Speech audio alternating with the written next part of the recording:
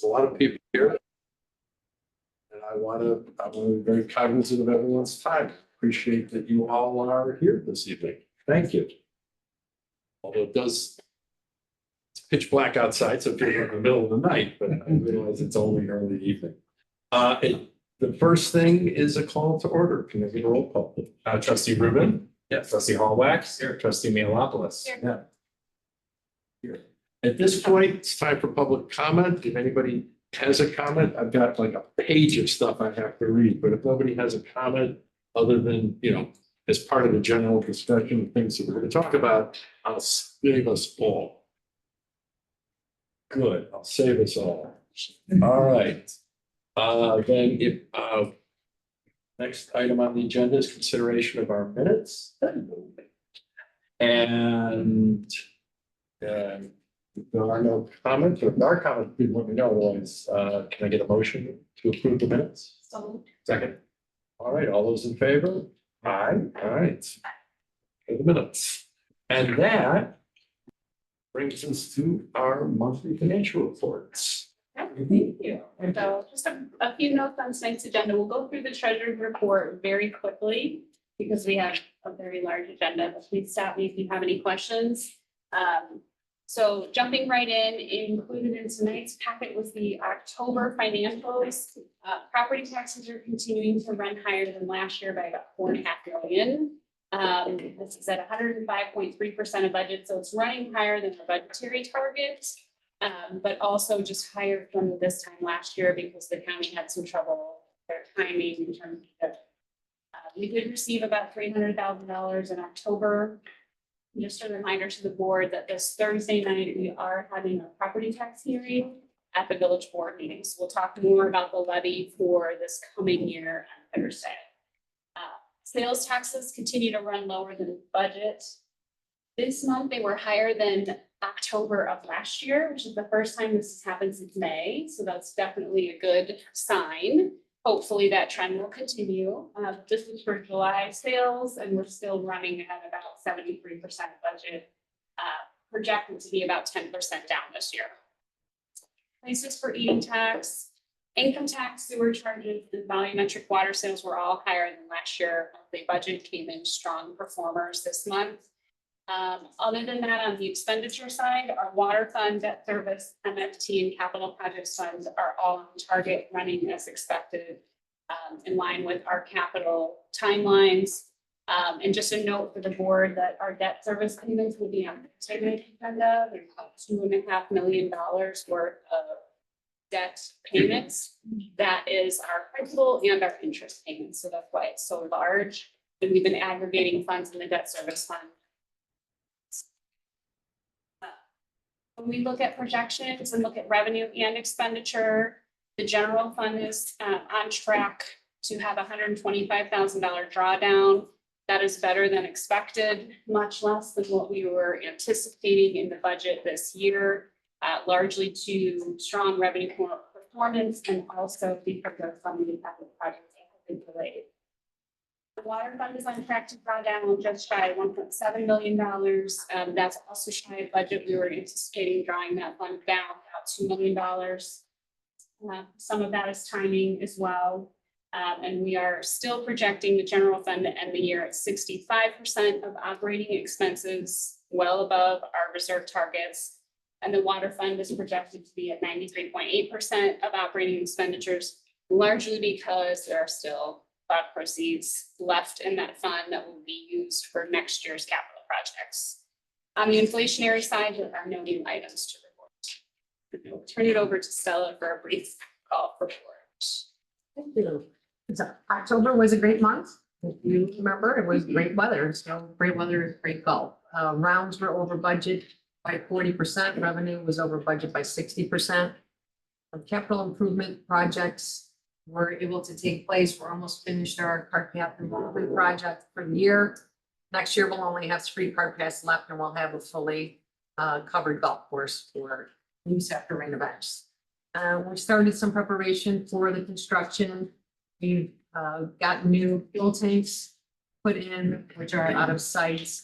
Currently, they're adjacent to the maintenance building, and we had them moved to the interior of the golf course by the chemical storage. And that's it. So. Okay, the next item is the CIP updates. Which there's just minor items, the leak detection phase 2 and 3, we just updated that. It was still July on your spreadsheet, so we moved it to November. That should be wrapping up. And then we do have one item that will come to you before the board on Thursday for the unmarked vehicle purchase. If you have any questions, staff's available to answer any questions. And just to make a note on that item, we just discovered that we had the wrong dollar figure on the agenda item. So we're actually adjusting that as we speak so that we get it in under the wire with a 48-hour notice, but it's adjusting up to 33,000 even. That was an error that we should have caught. Very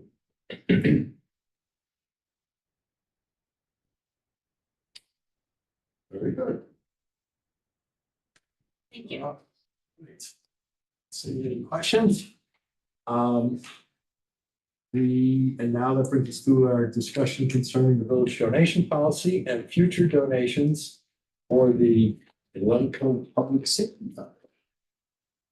Very exciting. I would just like to recognize Carrie Rose and Andrew Flynn, who have joined us here. So thank you very much for coming tonight. So included in your packet is the proposed update to the village's donations policy for a very noble cause. This year, a dedicated group of residents, including Andrew and Carrie, have elected to form a 501c3 to directly benefit our public safety department. This is modeled after similar 501c3s that are used in other municipalities. You may be familiar with Lake Forest program. It's been very successful as a public-private partnership. And the goal is to support Glencoe Public Safety's training and equipment needs and supplement what we can provide for them with private funding. What our proposed policy update is for this evening is similar to the 501c3 that we have for the golf club. There's really not a carve out for this type of use in our donation policy acceptance. Right now, any donation in excess of $1,000 requires the finance committee's approval before the village can accept it. What we would like to do is carve out an exception for the Glencoe Public Safety Foundation to allow them to continue with their fundraising efforts, collect donations, and then decide on what they would like to donate. And then the village would accept that donation, understanding that anything under 10,000 wouldn't require the finance committee's. And if the committee deems this is appropriate, then we can integrate these changes into the 2025 budget and we would modify the policy there. Is there anything that either one of you would like to add? I don't want to put you on the spot, but. Not at all. We just appreciate you having us and your time and our ability to contribute to public safety. The village. Desire of the foundation is really, as you said, is the supplement to augment where the funds are coming up from now. I know there are additional needs that public safety has, whether it be for police, fire, or paramedic or EMT. And so there are, other than Carrie and myself, there are quite literally at least 100 residents that would be willing to donate additional monies. And I think it'll be well into six figures in a very short order. And so it's just going to be essentially free funds for you to use to supplement public safety. So there is no quid pro quo, there is no ask other than just to simply accept it. So. And faith-based organizations as well. We've already had donations from faith-based organizations who are really appreciative of public safety and have come to us to ask, so we're really happy to have the infrastructure there to be able to provide that. Thank you both. I know this was not a small task. And just a note to add to that, Carrie and I have been going back and forth on this for a while, and I know, Andrew, this is something that's been near and dear to your heart for a long time. There has been a ton of time and effort spent by these individuals and others to create this effort. I think the board may recall back to when the Friends of the Glencoe Golf Club was being created. It's not a small task to undertake the creation of a 501c3. All the paperwork, all of the work that goes into the regular structure of those organizations. is a lot, and it's something that they have donated of themselves and their time. So just, doubling back on that, on our thanks from that standpoint. I just had a conversation this afternoon with my counterpart in the city of Lake Forest. Lake Forest has a similar lease foundation structure. And I had mentioned that we were going to be talking about this evening, and he said, it's just been a tremendous benefit to the Lake Forest Police Department. What they've been able to do has been enhanced because of this organization. So I think we can look forward to a similar benefit here in Glencoe, and just add our gratitude to our residents for caring so much to help us out. So just to add that. The $10,000 doesn't propose any friction fee, right? So let's say that it's a number, bigger than that. It'll come to the finance committee. I assume we'll just approve it. Does that number give any pause, or? I think it's low, but if you want to just stair step it, you can do that too. I mean, if coming here to let you know we want to donate and you say yes, and it's more or less a kind of an easy vote, then that's so be it. Yeah. It's nice. I've never been to a finance committee meeting, so I'd like to come back someday. But I think the number can be higher. So, but What's the number for the golf? 25. 25. So why 10 now? I think the logic behind the 10 was it would generally be equipment, but it could certainly be. And there's I really think- no- I assume there's I always think logic. We set, I think we set for the club, for the Friends of the Glencoe Golf Club, that was set higher because the assumption was that we were talking about naming rights. We were talking about component parts of the clubhouse itself. I don't think there's any magic to 25 or 10. I think, we know that there's already a donation that the foundation is ready to make at $7,500. So, I think it's something we also can augment and change as time goes on. Or if the board is so inclined to push that number up from where we are at 10 right now, I think that's okay as well. We don't really have any concerns. We knew 1,000 was way too low, and that's kind of the current policy. And as we pulled this together, we thought this was a good starting point, but I think we could adjust it certainly tonight or in the future. So the bottom line, well, first of all, again, to reiterate what others have said, thank you both and your colleagues very much. We get it, and we really do appreciate it all the time and effort and just a goodwill. We don't want to impede your efforts. So if you think we should have a higher number, I'm certainly willing to entertain that. I think others are too. how often do you meet? Once a month. Once a month. If we need a bigger number, we'll come back and let you know. It's that simple. There is no magic to the number, but we expect fundraising will go well over 6 figures, and then from the spreadsheet that we've received on additional potential needs, hopefully we hope to finance that. But for the record, I also want to say something. Thank you for the thanks, but Carrie is our chairperson of the foundation, and she has done the heavy lifting, and she really deserves 99% of the credit. So thank you. Andrew is a great co-partner. We have been putting a lot of work into it. We're excited. Thank you. Well, thank you. I don't wanna pipe in too often on the end of this meeting, but let me just say to Carrie and Andrew, what has been said, from the bottom of our hearts, thank you. The village of Glencoe depends on volunteers and volunteerism, and this kind of effort is just, I'm sorry that there has to be any red tape, but I think everybody understands why there must be. But I just want to say thank you. We are grateful. In the case of Andrew, it's not just this, but you've spent a significant chunk of your lifetime helping us hire public safety officers. And I just want to say how grateful we are for this. Thanks. Got a good crop. Great public safety. Thank you very much. You need us to stay, any chance, or? Seemed into If you it. really want to. We're only talking about a 300-page document. Fun is coming. We, other than, I mean, there's nothing formal to do, but I take it from this that we are recommending to the board that they approve policy changes. Just looking for the consensus. Yeah, what we would then do is update policy within the budget document, which you will approve next month. So it would be included as part of that. That's where it would be technical. Okay, so does that work? Yes. All right. Seeing head shakes and nods all around. Thank you. Thank you, appreciate it. Thank you. And as much as you said you'd love to be here for a meeting, trust me. Been in this town for 62 years. It's getting better and better, so thank you very much. Thank you. Thank you. Thank you so much.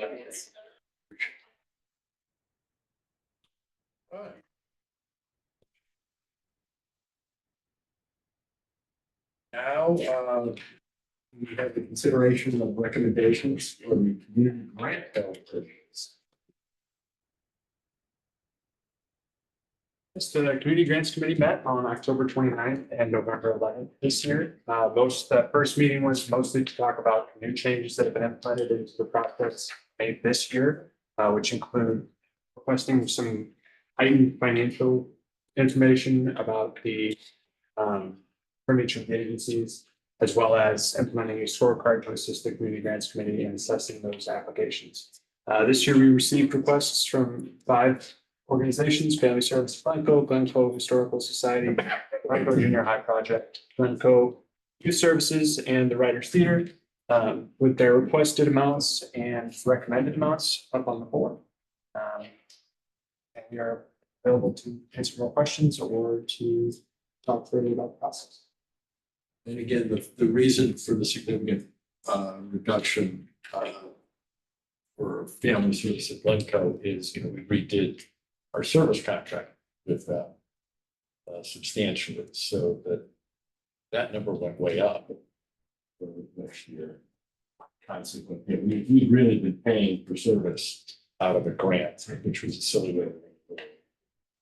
So that's now been put back into place. I think it's correct. And we do expect that agreement will be on the December board agenda for ratification. So the timing will work out well. With that, does anyone have any questions, comments? If not, I think we have acquiescence to put that forth to the board.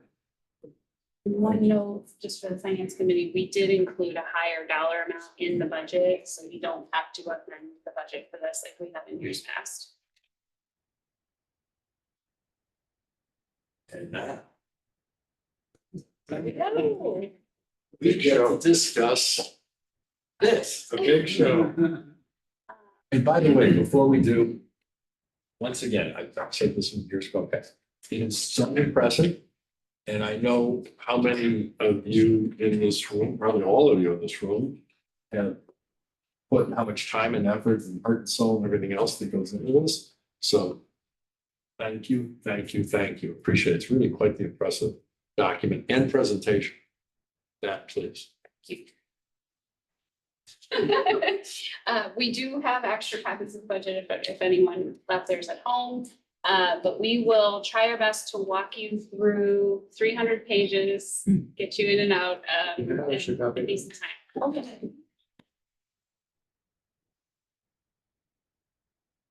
It's a little bit easier to run through the paper. But it's also not convenient to haul around with you either, so we have extras. Okay, so I would just, before we get started, I'd like to reiterate what Gary said. This document would not be possible without everyone in this room. Not only everyone in this room, but their staff members as well. It's certainly a team effort, and we wouldn't be able to do that without this team. So thank you all, and thank you for your time tonight. So we will start with a quick overview of the budget.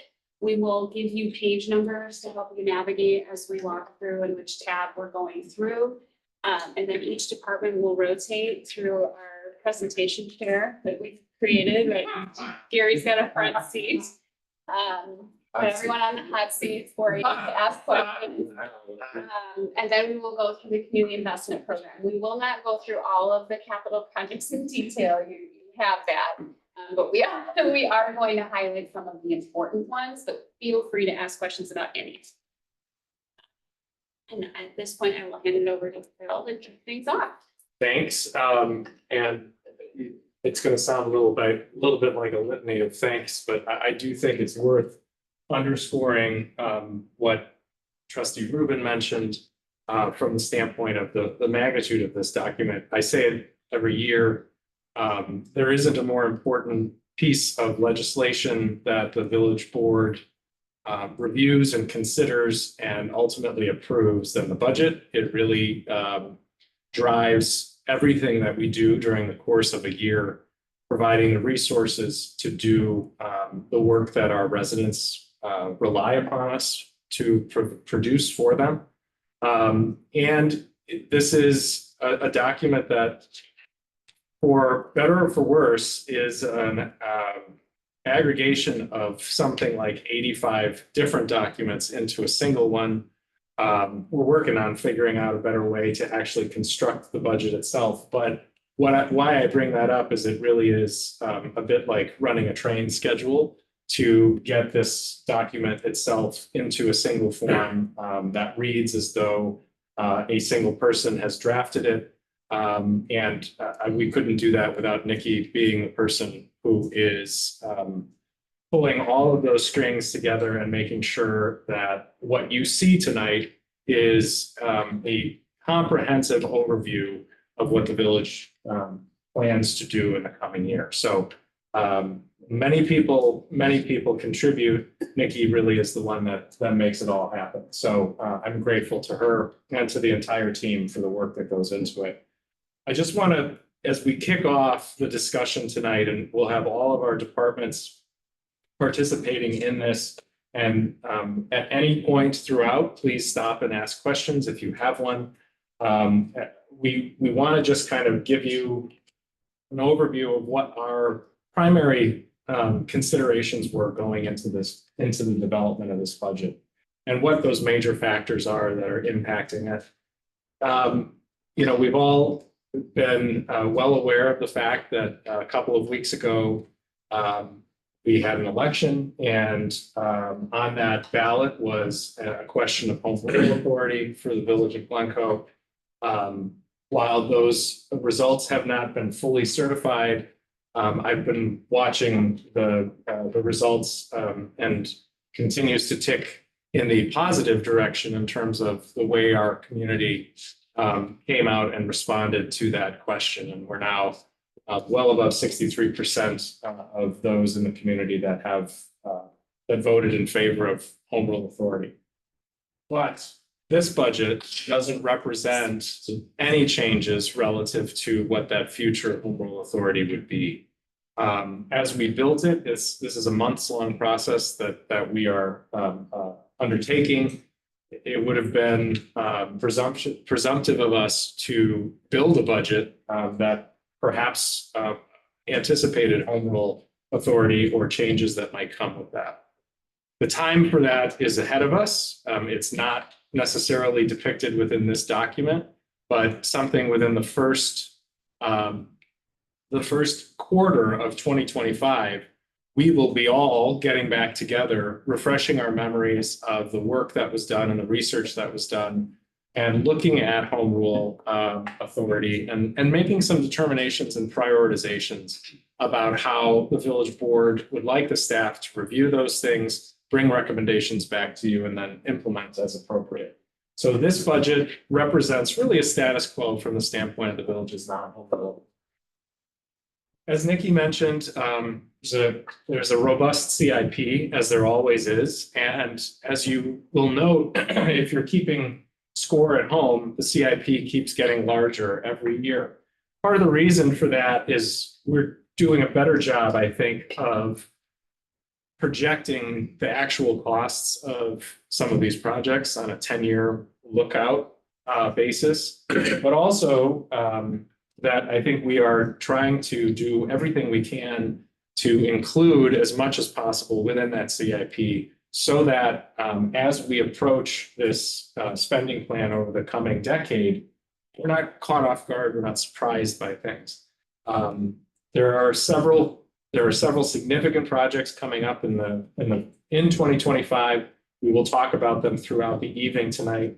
The golf club clubhouse being the largest. We do anticipate the second bond issue relative to the referendum authorized spending on that project to take place in the early part of 2025, and that construction will be underway this year. We are working through updates to the land use agreement with the Forest Preserve District of Cook County, and looking forward to this project getting underway. We're a little behind where we wanted to be, but still anticipating a great deal of work to take place in 2025. We're underway on the second floor of the Village Hall, and that work will conclude by the middle of next year. And if you went up to the council chambers today, you would see it transformed into a dormitory as public safety moves into that space, and we begin in a couple of weeks the really significant work that is we're excited to be underway with. We'll be doing a large-scale water main project, but it's a multifaceted one on Dundee Road, Phase 1. Monica will talk about this a little bit later, but this is a significant upgrade to an existing water main that will also include the installation of sidewalk that will extend sidewalk from Greenwood to Green Bay Road on both sides of Dundee Road. A long time project that we've been wanting to do that we delayed this year so that we could tie it together with our water main work and try to take advantage of some positive scaling there. We're going to be doing a lot of infrastructure study next year. The intention is to build a more scientific CIP. And by that, I mean to use as much data as possible to drive the recommendations that we provide to the village board every year, but also to look at how we invest in our infrastructure more comprehensively. And so we are looking at continuing that effort of data development, and Monica will talk a bit about that later on. And then continuing the transformation of the village's fleet where possible, integrating electric vehicles or hybrid vehicles. And this year, looking at some electric vehicle charging infrastructure that we will use both for ourselves and for hopefully the general public as well. We are continuing to look at how inflation and supply chain disruptions impact our spending. I had a conversation with Trustee Hallwax about this earlier today.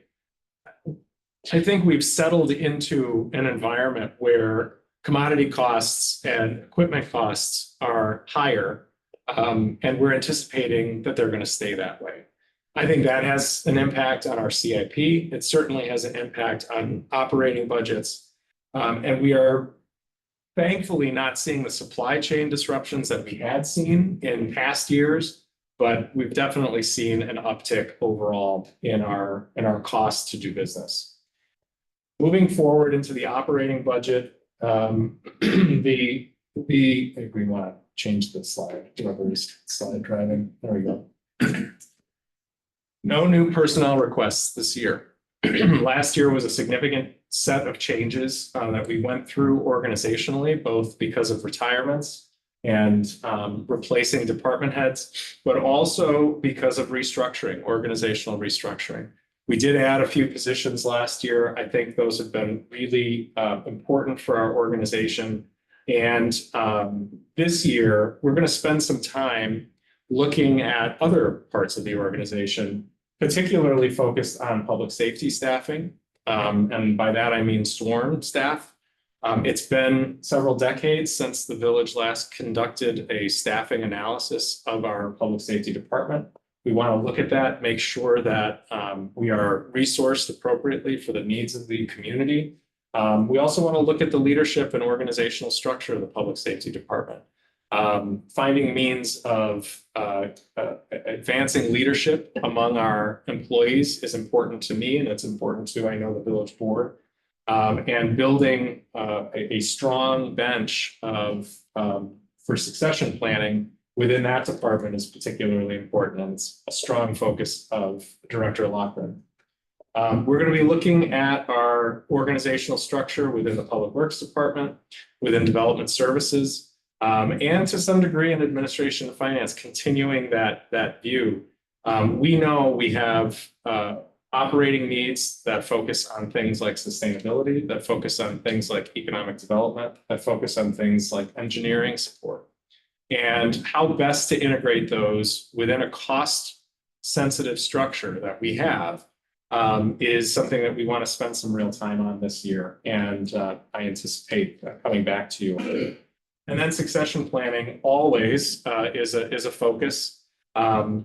Particularly important in the Public Works Department, where we just have a rock star team that has been led by really solid supervisors. But people do retire, people do leave, and we want to make sure that we're building a stronger bench to replace those folks from within at every opportunity that we have.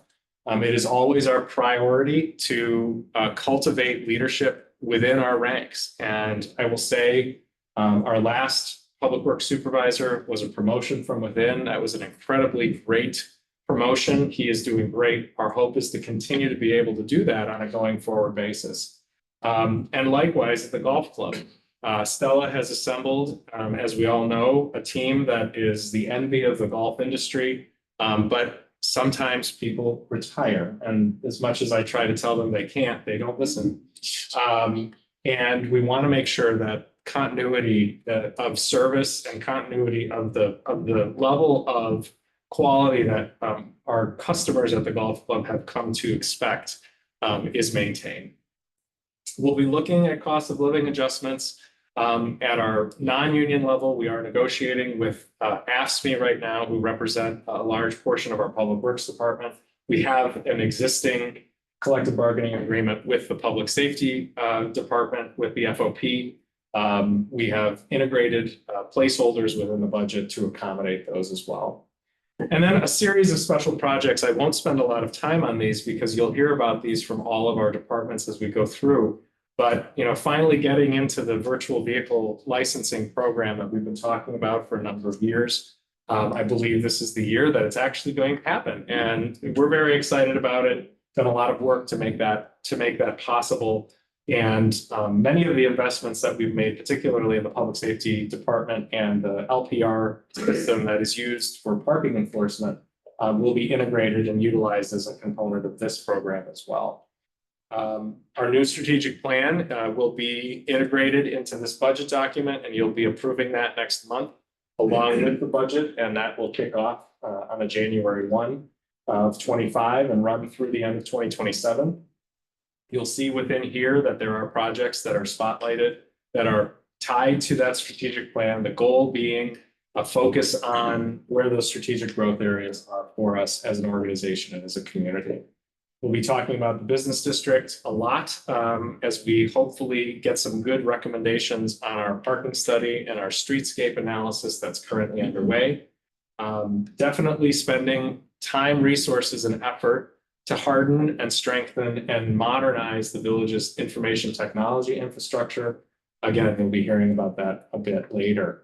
The Climate Action Plan, the Sustainability Task Force has been talking about this for a number of years. We've included resources in the budget to get that project going in 2025 and to meet that need to continue to be focused on ways that the village is sustainability focused. And then, as I've already mentioned, data development and financial planning for our CIP.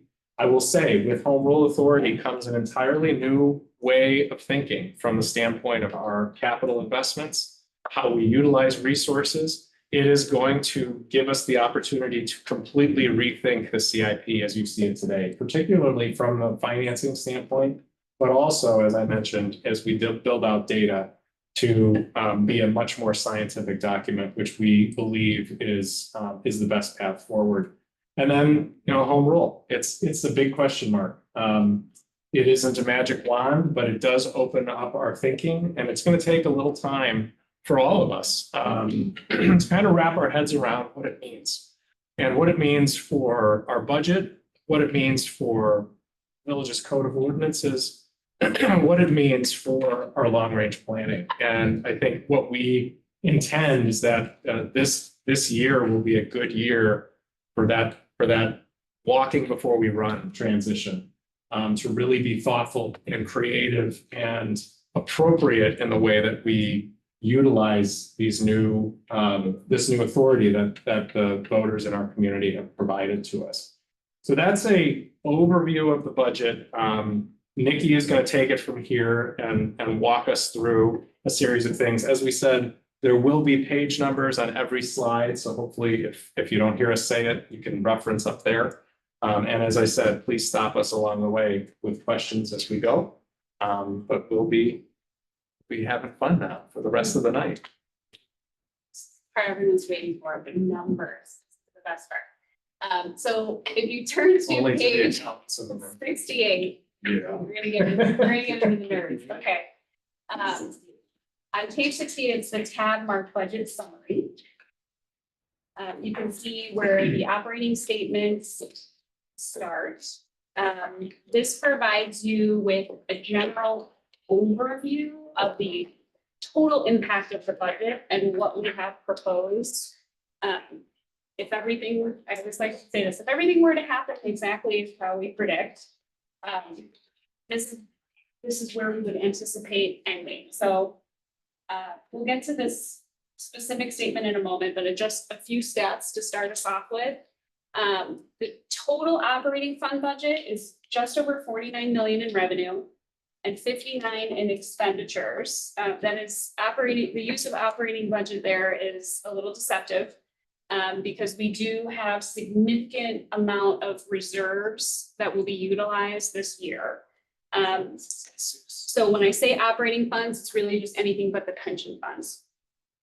When we include the pension funds, we have 53.8 million in revenue, 63.5 in expenditures. Those are statutorily controlled, which is why we separate those dollar amounts out. We really have very little control over the benefits that are awarded in the pension funds and the expenses, even less so now that we don't control the investment of those funds, and that's done at the state level. So we do separate that out between what the village can really control and what we are required to do. In terms of one-time use of reserves from capital, we're proposing to use 4.8 million in general fund reserve, 100,000 in motor fuel tax reserve, 2.3 million in golf club fund reserve. I will come back to that. 15.3 in capital fund reserve, which includes a bond issued for the golf club. And that's going to be issued next year, and then also the remainder of what we have issued already. And then water fund reserve of 3.1 million, that's that remaining amount in the alternate revenue bonds that we will be spending next year. The total 10-year community investment plan, Margaret will go through this, but we're up over $100 million now. And we do have a planned $12 million bond issue next year for the golf club project. That's the second installment of what was authorized via referendum. Up on the screen now is the chart that you are all looking at on page 68. Just kind of walking you through this from left to right. That first blue column shows our actual spendable fund balance, which is basically the cash balance in each of the funds, what we are projecting in terms of revenue and expense for the current year. And then that middle blue column shows what we're projecting for the end of this year. Why that's important by walking you through this is that's really our starting point for the 2025 budget. As we go through to move to the right, that next revenue column are all of our revenue projections of what we are expecting for 2025. And then all of the operating expenses that the departments have proposed in the 2025 budget. That column, the next column over, that operating surplus or deficit, shows you what we are anticipating the revenue and expenditure to do to that fund balance. So you can see all of these, except for the golf fund, have an operating surplus before we start to get into capital. And that's important because we have to know that all of these items are balanced in accordance with the village's balanced budget policy, that our operating revenues are equal to or more than our operating expenditures. When you get to the red column, we highlighted that specifically so that you understand exactly how much we are planning to draw down on fund reserve. And then that last blue column is where we expect those funds to end, again, if everything goes as planned, at December of 2025. On the bottom, you can see that our operating funds, the general fund would end the year at 43.4% of operating expenditures, which is, and I'm sorry, it's really not on the screen, but it's in the book. Well above our 25% target, as is the water fund at anticipated to end the year at 92%, well above our fund balance target. So the point of this statement is really to show that the budget as presented is in line with the budget balance policy, and that it proposes drawdown of fund reserves also allowable in the village's fund balance policy. The one item that I do want to note in the golf club fund, and we could really play with this where this belongs in this chart, that $2.3 million, just shy of $2.3 million, is what the golf club is proposing to transfer out of fund reserves to supplement the golf club project. We've talked about this several times in the finance committee, that budget has grown over time, largely because of delays that we've had. So we looked at alternate ways of funding that project. We have a $15 million referendum, so obviously we're going to be issuing bonds for that $15 million. The Friends of the Glencoe Golf Club will be supplementing that as well. But Stella is also proposing a transfer of fund reserves that we have aggregated for this purpose as well. So we've noted that. I don't know that we're going to spend all this money next year. It's very ambitious that we would get to that point. We would spend those bond reserve or those bond fund proceeds first because we are still in an arbitrage environment. So the golf fund balance transfer would happen at the very end. But we just wanted to put that in there so that you could see the full financing picture for the golf club project. One thing just to add to what Vicki said, we also do anticipate transfers, donations from the Friends of the Glencoe Golf Club, but we do not know the value of those yet. So to Nikki's point, this number could adjust during the course of the year because of donations that are made. But as we don't have those numbers in front of us, we didn't want to presume. So moving on to page 69, on the next page, this shows our total revenues, and I'll focus again on the operating funds that we control, which would exclude the police and fire pension funds. Total revenue being projected just over $49 million, with the general fund being the largest percentage of that. That's really where the majority of our property taxes are aggregated, our sales taxes, our income taxes, places for eating, all of the major revenue sources that we talk about month to month are aggregated in the general fund. The second largest being the capital projects fund this year. That is out of the ordinary because we have such a large budget plan for next year. And then that's followed by the water fund at 8.6% of the revenue, obviously primarily being funded with water charges next year. On the expenditure side, similar story with the water fund being the largest expenditure. This is where the majority of our personnel is budgeted and all of our day-to-day operations. We just talked about $4 million in capital that we expect to expend out of the general fund this year or next year. And then all of the expenses that we use day to day, just to maintain our equipment and our vehicles and all of the commodities that we buy. All of that comes out of the general fund unless it is related to the water plant, the golf club. The capital projects fund, similar story. This is the second largest portion of the budget, with the most significant piece being the golf course. And then in third would be the water fund, which is 11% of our budgeted expenditures. This is our second operating fund, with the third being the golf fund. This is where we have personnel and capital budgeted because this is an enterprise fund. We can do that. And the large expenditure there being the Dundee Road project, which we'll talk about in just a moment. Any questions before we move on? Okay. All right, well, moving on to the financial forecast, I'm gonna go backwards on you, starts on page 23. We did review this at length, with the finance committee last month, so I'm not going to go through all of it, but I just want to hit a few highlights, especially for folks watching at home that maybe didn't see last month.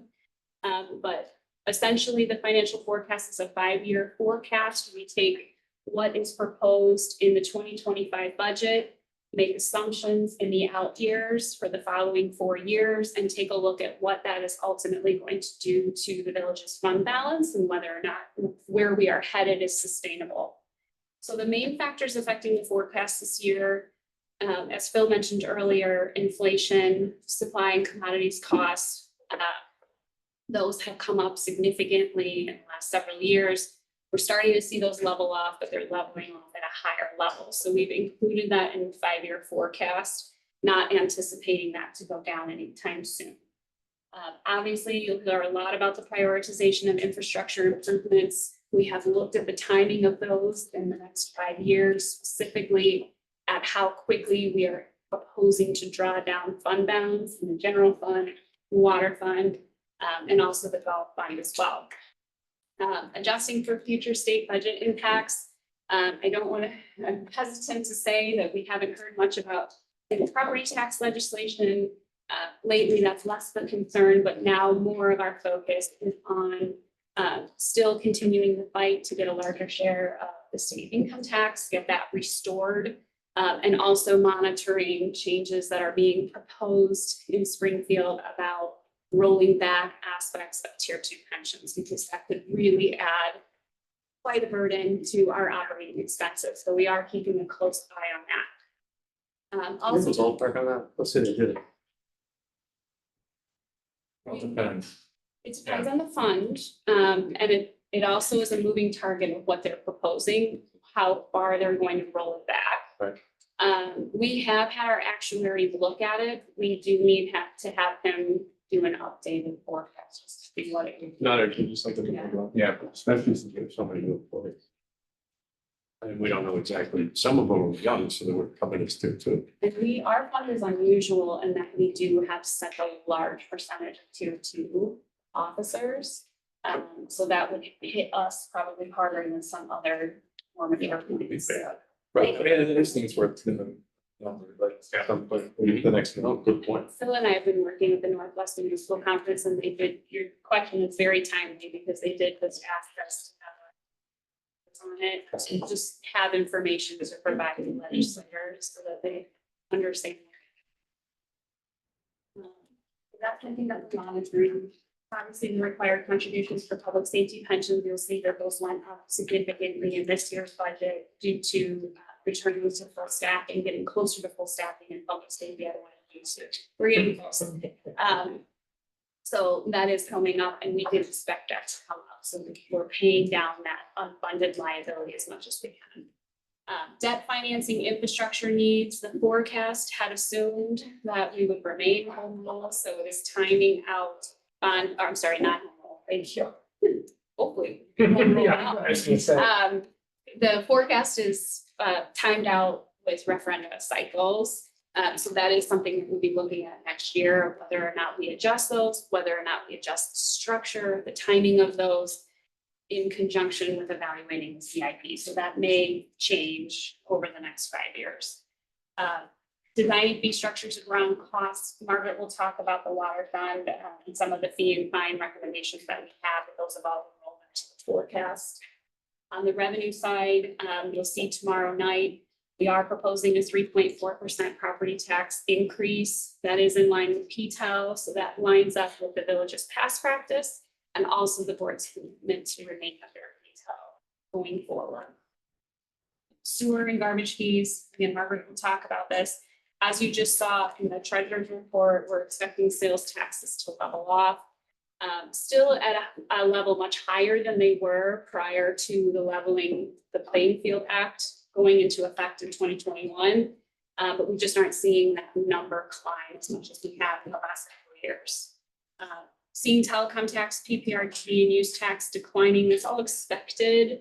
PPRT will come up in the out years. That was really an issue with the Department of Revenue here, that they made Those have all been rolled into here, talked about income tax, water charges, and then building permits we'll also talk about, I think, in fee and fine. But we do have some assumptions built in there for the Forest Edge subdivision as well.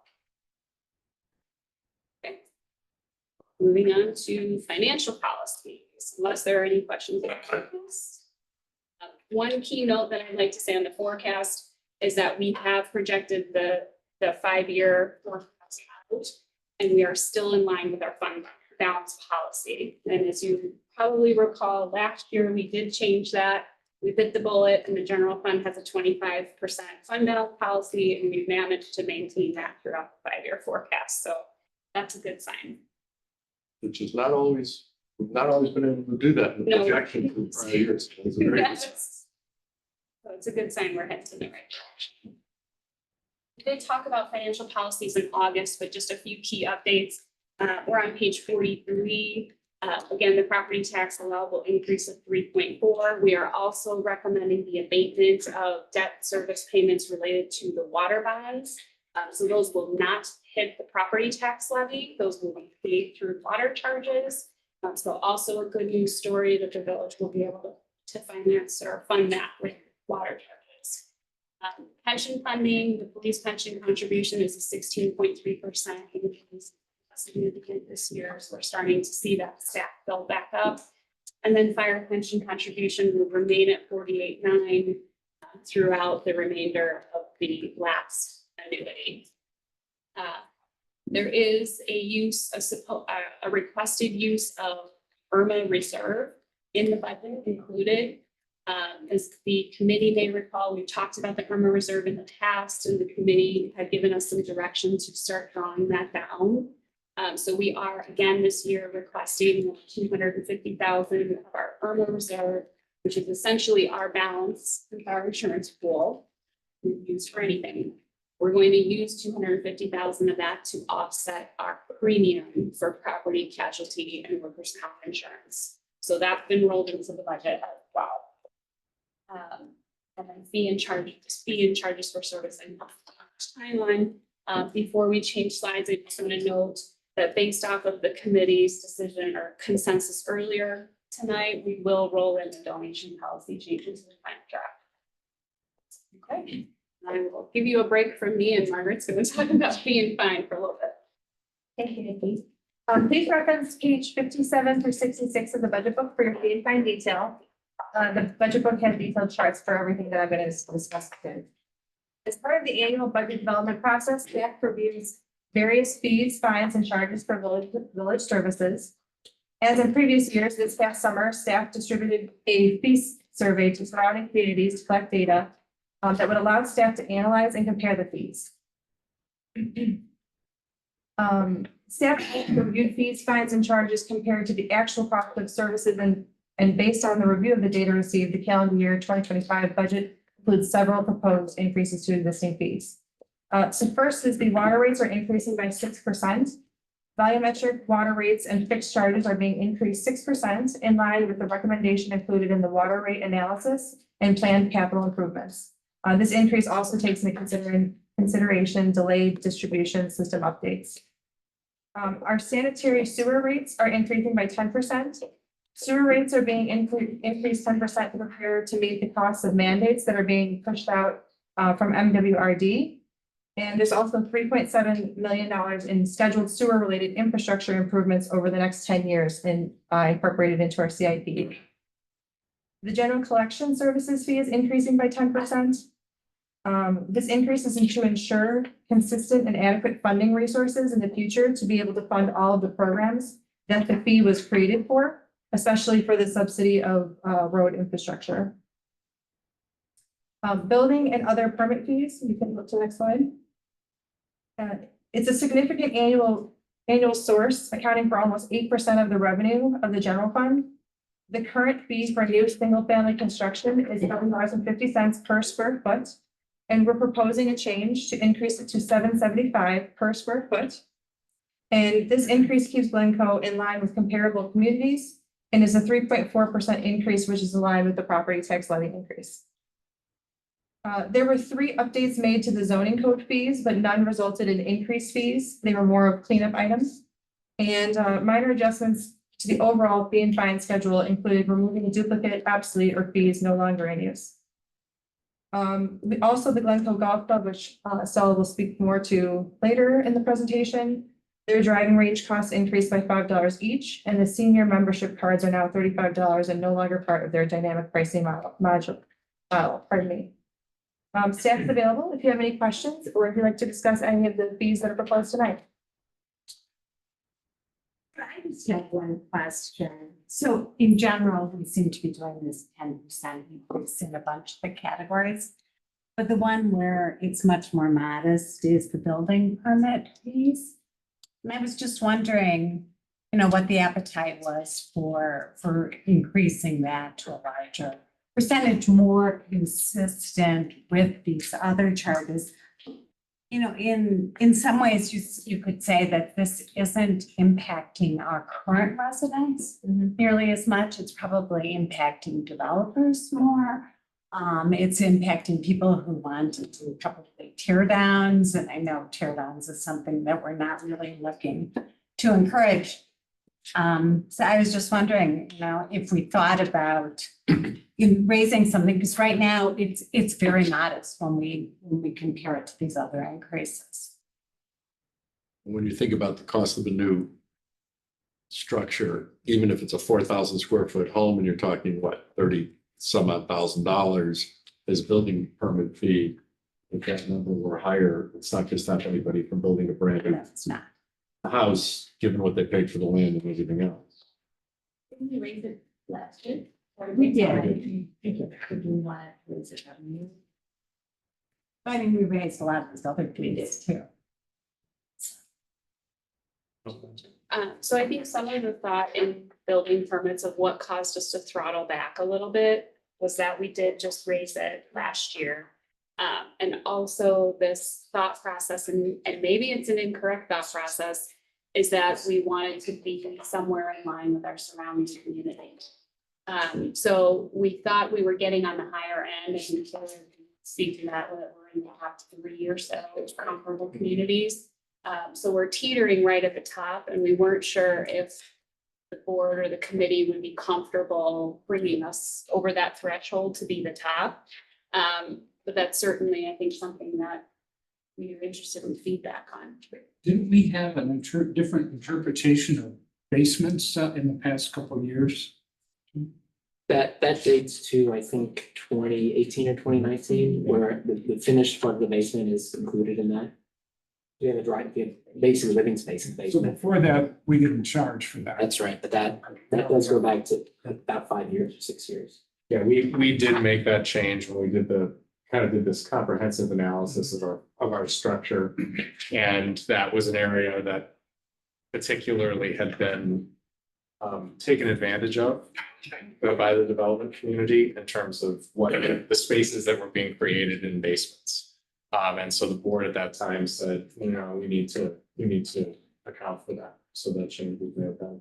I will say, there is an argument that's been made by the Preservation Commission that the way our fee structures are in place today relative to new construction or relative to new construction or renovation and additions is different. And new construction is square footage based. Additions and renovations are value of the project, a percentage of the value of the project. The Preservation Commission chair has argued that has artificially increased the cost of a renovation because we've seen the cost of doing that work go up, right? So it's more expensive to build an addition than it used to be because the materials costs have gone up and the like. That's true in new construction as well, but the way our fee structure is, it's not necessarily picking that new cost up. And so the argument is that those two fee structures are actually diverging. And there's been recommendations that the village should push up its new construction rate and push down its renovation and addition rate. Right now, that's 3.5% of the construction value.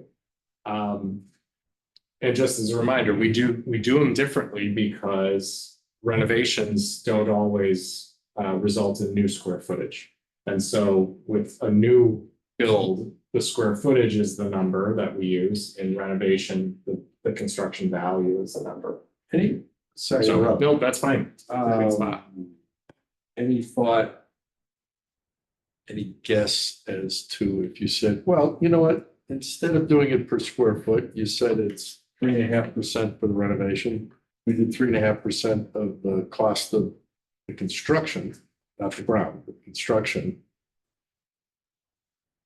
Do we think that number would be quite a bit more than building permit fees? It's hard to say. First, I'd say it's a bit more difficult to audit that cost with the new Sure. new construction, which it's much Versus simpler plans, to, right. yes, to do this, especially if new construction kind of sits there unfinished for quite a long amount of time. That creates some difficulty just from an administrative standpoint with going from a percentage-based model for new construction. Just for example, $500,000 renovation or addition is about $18,000 for a permit. $1 million renovation is double that, a little over $30,000. So I mean, I think it's difficult to say because I think it'd be challenging to get accurate numbers from new build, from builders to get it and to verify that as they go along, especially as it's changing hands. And a lot of times you'll see it sold and then they'll do additional things, and it's hard for me to say exactly. Okay. I think it would probably come out fairly even, but I think that this is much simpler and more reliable to administer. I don't have a definitive. I'm Not trying to create an administrative nightmare for a couple dollars. I do think that was a big reason why when we did the study in 2018, the board at the time elected not to go in that route because the audit process is complicated. It relies upon honesty of the builder in all aspects of construction. And I think that's to some degree a component that can be also taken advantage of in a renovation environment where renovation costs include a lot of finishes. That isn't always true all the way through. So this is, I think what we know is that it's complicated to get accurate assessments of the total value of construction. And that can work to the homeowner's benefit or detriment, certainly. Does it, so you said it's 775 or maybe number 3 or so on the list of surrounding communities. Just out of curiosity, are numbers 1 and 2 a lot more, pennies more? That's what we're pulling up right now. Now, I think it's accurate to say, well, we're looking that up, that the two models, the percentage has increased significantly over the last 5 years. The percentage model, while the per square footage, we've tried to keep it moving up, but it's, I think that the cost model, the percentage model stabilized a bit over the last couple of years, but especially coming out of the pandemic, those numbers really increased dramatically. And so while it might have been more expensive to do that, the fees were higher, maybe in 2017, 2018 on the per square footage model. I think that coming out of the pandemic, the percentage model, the cost of construction really had that catch up, if not surpass it. So we've been trying to, in the last several years, I think last year we did about a 5% increase. This isn't to be something percent increase. Do our peer communities also have that 2-tier kind of plan? There's a variety. They're really all over the place. Some of them have significant new electrical service fees, which can be thousands of dollars. Demolition fees. Our demolition is rolled into this. They're really all over the place with how they handle. Ours is probably the simplest. Simplest. Yes. So I would, just to Trustee Rubin's question, we are going to have to extrapolate out we don't have it handy here. Every fee structure is unique.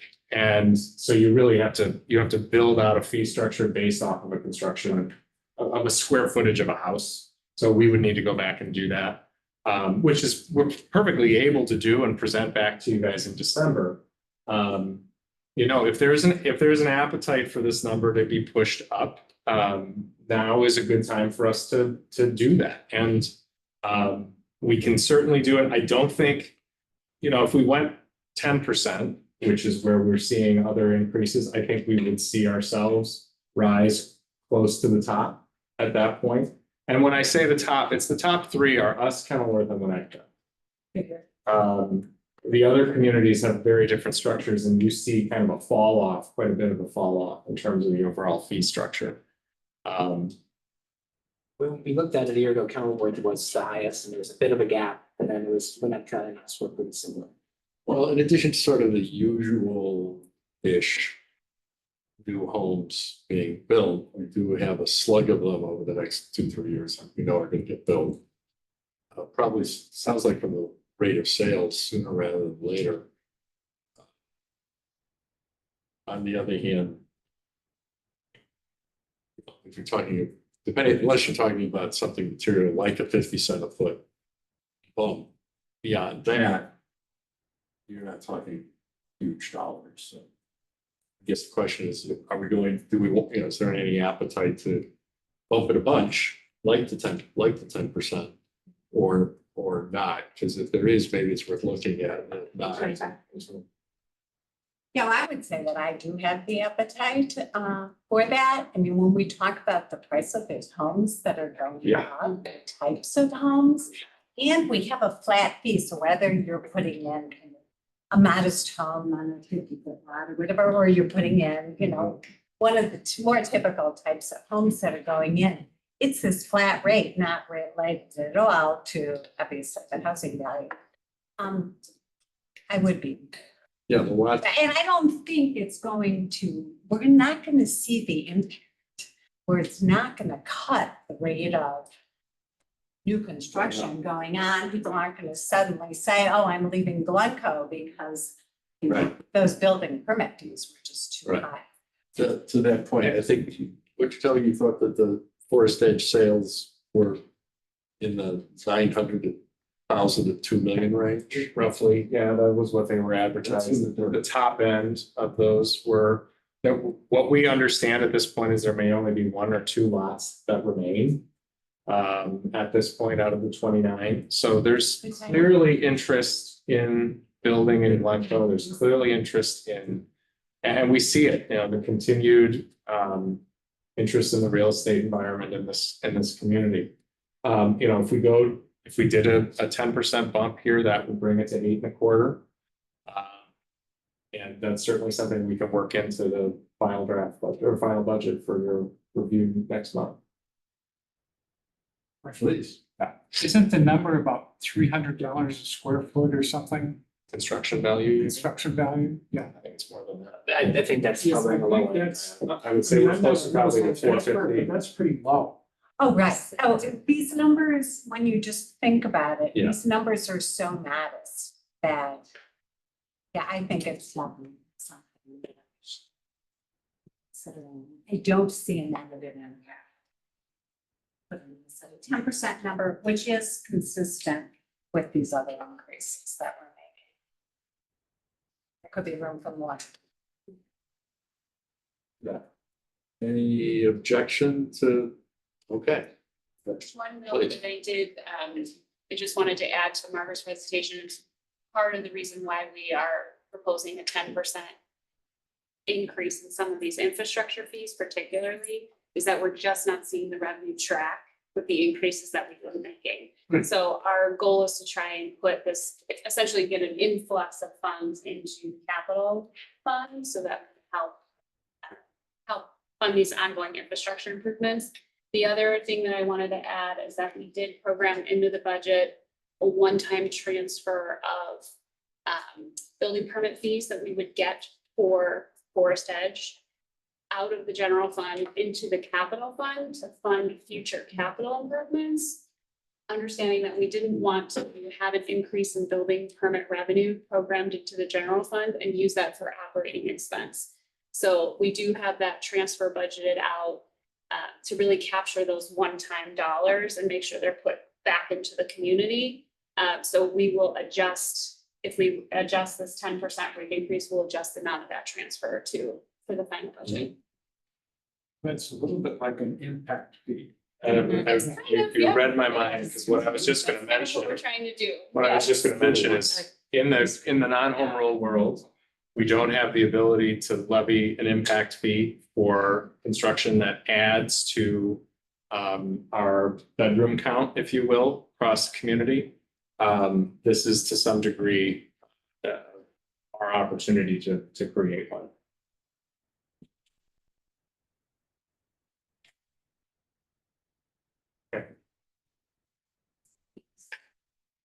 Thank you. Mind if I just Go kind ahead. of lead into this? Please, go ahead. So we will now get started with the operating budget overviews, and we will run through these relatively quickly. Each of the departments is going to speak. I mentioned this to some of you. If you're wondering why Public Safety Director Sean Lochran is not here, it's not because he didn't want to hang out with all of you tonight, but he had a long-standing family commitment that I let him attend this evening. So be nice to Deputy Chief Hurley when he is up in a few minutes Second year running, right? to talk about the public safety. Well, there go all my notes. Yeah. And then we'll just kind of cycle through folks and get them through the operating budget and into the CIP. So we're starting with administration and finance, and that's going to be Margaret. Tonight, please reference pages 81 through 101, where the first section of the department budget tab. That will show all of your administration and finance department detail. 81. 81. The Administration and Finance Department was formed in 2024, and the reorganization combined the village manager's office and the finance department, and it created a new division specifically for human resources to better serve the village's staff. The department is now divided into 7 divisions: administration, legal, boards and commissions, finance, human resources, information technology, and risk management. The Administration and Finance Department's calendar year 2025 budget request is just under $5.6 million. The budget as presented is an overall increase of $507,419, or a 10.5% increase from the calendar year 2024 budget. This increase is due to personnel costs increases and also IT capital expenditures for IT projects. The detail of the IT projects will be discussed later in our CIP portion of the presentation this evening. There are 14 positions included in this budget for administration and finance, and that includes the village manager. There are no new personnel requests in our department for the 2025 budget. The department accomplished a lot this year, so I'd like to mention a few items, which are also found on page 96 through 97. Starting with the goal that was recently achieved, and you've heard a lot about it already tonight. Staff worked to develop materials supporting the November 2024 referendum question for Glencoe residents to consider home rule governance, which resulted in a successful outcome and is providing home rule status for the village for the first time in its 155-year history. Something to be very proud of. The Human Resources Division was restructured to have a Human Resources Manager and Human Resources Specialist, and staff managed the recruitment and onboarding of 16 new employees this year. It's a very good and fine effort. The Information and Technology Division was enhanced by adding a second position, and IT has been diligently working on many upgrades to our village's network. The department worked with the Public Works and Public Safety departments to design, build, and commence the Village Hall renovation project on the second floor, as we've already heard about. And there'll be some more details provided later on in this presentation as well. The village expanded its special event offerings with the addition of Glencoe al fresco, rebranding Coffee with the Board to Boards and Bites, and resurrecting the Tucky Truck, which I can personally say was the best Tucky Truck in the area. My 4-year-old agrees. Anyway. The village obtained the Triple Crown Award from the Governmental Finance Officers Association, certifying that the village's financial reports were created at the highest standard possible for calendar year 2023. The village received awards for the budget in brief, the annual comprehensive financial report, the ACFR, and the popular annual financial report, the PAPR. The department accomplished so much more than I presented, and please, you can look through those details on those pages 96 and 97. Our department has 22 goals for 2025, which can be found on pages 98 and 99. This slide lists some of the goals and initiatives we'd like to bring to your attention this evening, and I'll review a few of them, and then some of them will also be discussed in other budget presentations because they're joint efforts. As Phil already mentioned, the strategic plan. 2025 will be the first year of implementation of the new strategic plan. Staff is working on the timeline and assignments of the plan, and staff's goal is to implement the plan and develop a reporting mechanism to track progress on goals and ensure transparency to community stakeholders. The parking study. The parking study is part of the business district streetscape and parking study implementation, which will be discussed in more detail later in the CIP portion of the presentation. The study is underway, but it will be quite some time before we know what the recommendation is for that study. As the board will recall, staff committed to starting a virtual vehicle sticker program this year, and staff has included in this budget request new software and additional equipment to assist with compliance with the village's vehicle sticker program. There will be a new eligibility list and also a promotion list for the public safety officer rank in 2025. There'll be continued staff leadership development and succession planning in 2025, as Phil mentioned earlier. And of course, for the home rule impacts development and prioritization, as Manager Crawley discussed earlier, staff will work with the board in the first quarter of 2025 to discuss how home rule can benefit our community and prioritize what actions and steps to take first. This is the end of my presentation for administration and finance, but staff is available if you have any questions about our operational budget. Thank you.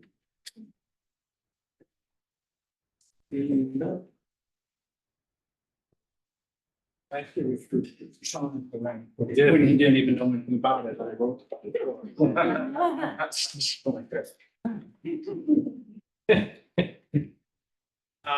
Public safety begins on page 102, and the highlights go on page 105. The budget reflects an increase of 8.9%, which is largely related to increased costs associated with new hires, pension costs, and filling of positions, along with equipment that under the authority that was recently provided, the expansion of misdemeanor traffic offenses will be underway and will be prosecuting those by our local village prosecutor. So those costs are reflected in the administration and finance budget. So we'll be working together to prosecute those that we will do.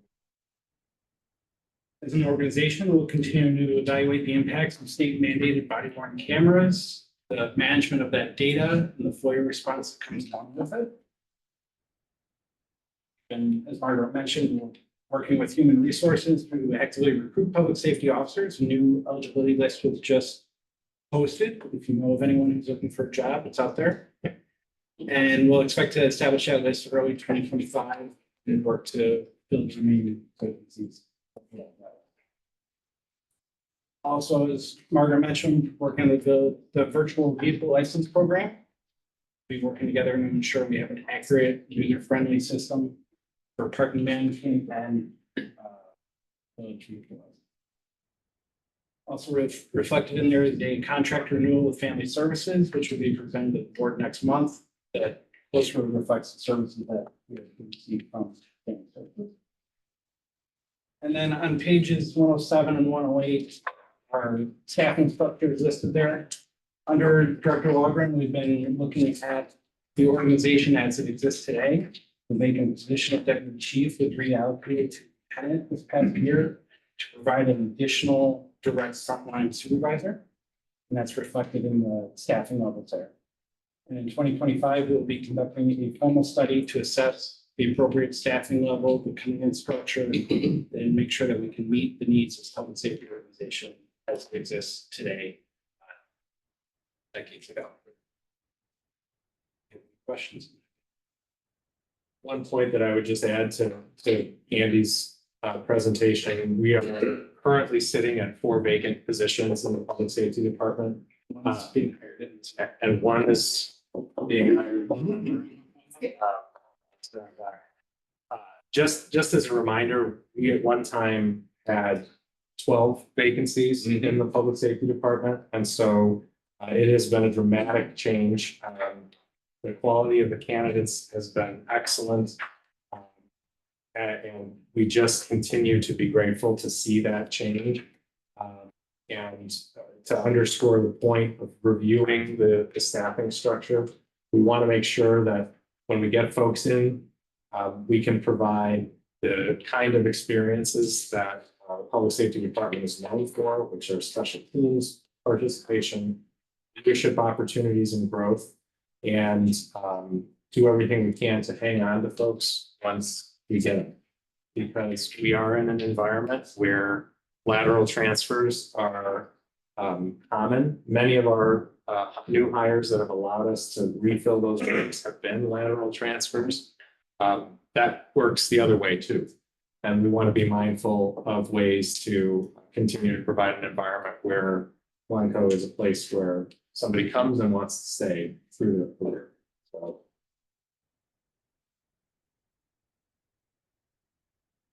Yeah, this is something, and I know you guys have thought about this a lot. And that's the proposal, but it's something that you've sort of hinted at in terms of modern needs. But I think it certainly comes up here in terms of making sure that you all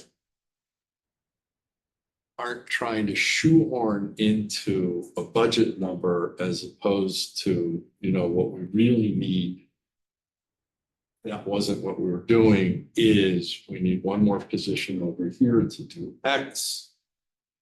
Because of all of the constant training, even for people that aren't brand new, and specialized things that we ask everybody to do so that we keep everybody interested and want to stay. And we also have the expertise available. We need this position over here and that position over there to then supervise all those people. I'm not, this is going to be what it is for now, but I really think that, I personally would be supportive of knowing if you guys think we're short, tell us. And that's where I think we want to take our strong look at the organization and have outsiders come in and look at what we have. And ensure that we can not only staff our street, but we can provide time off, we can provide training time. We can provide all those extra relief factors when you go into schedule management. And make sure that we can provide the services, provide the supervision, provide the opportunity for growth and a path for someone to advance in their career within the village. But we need to also staff the street first. Funny thing there.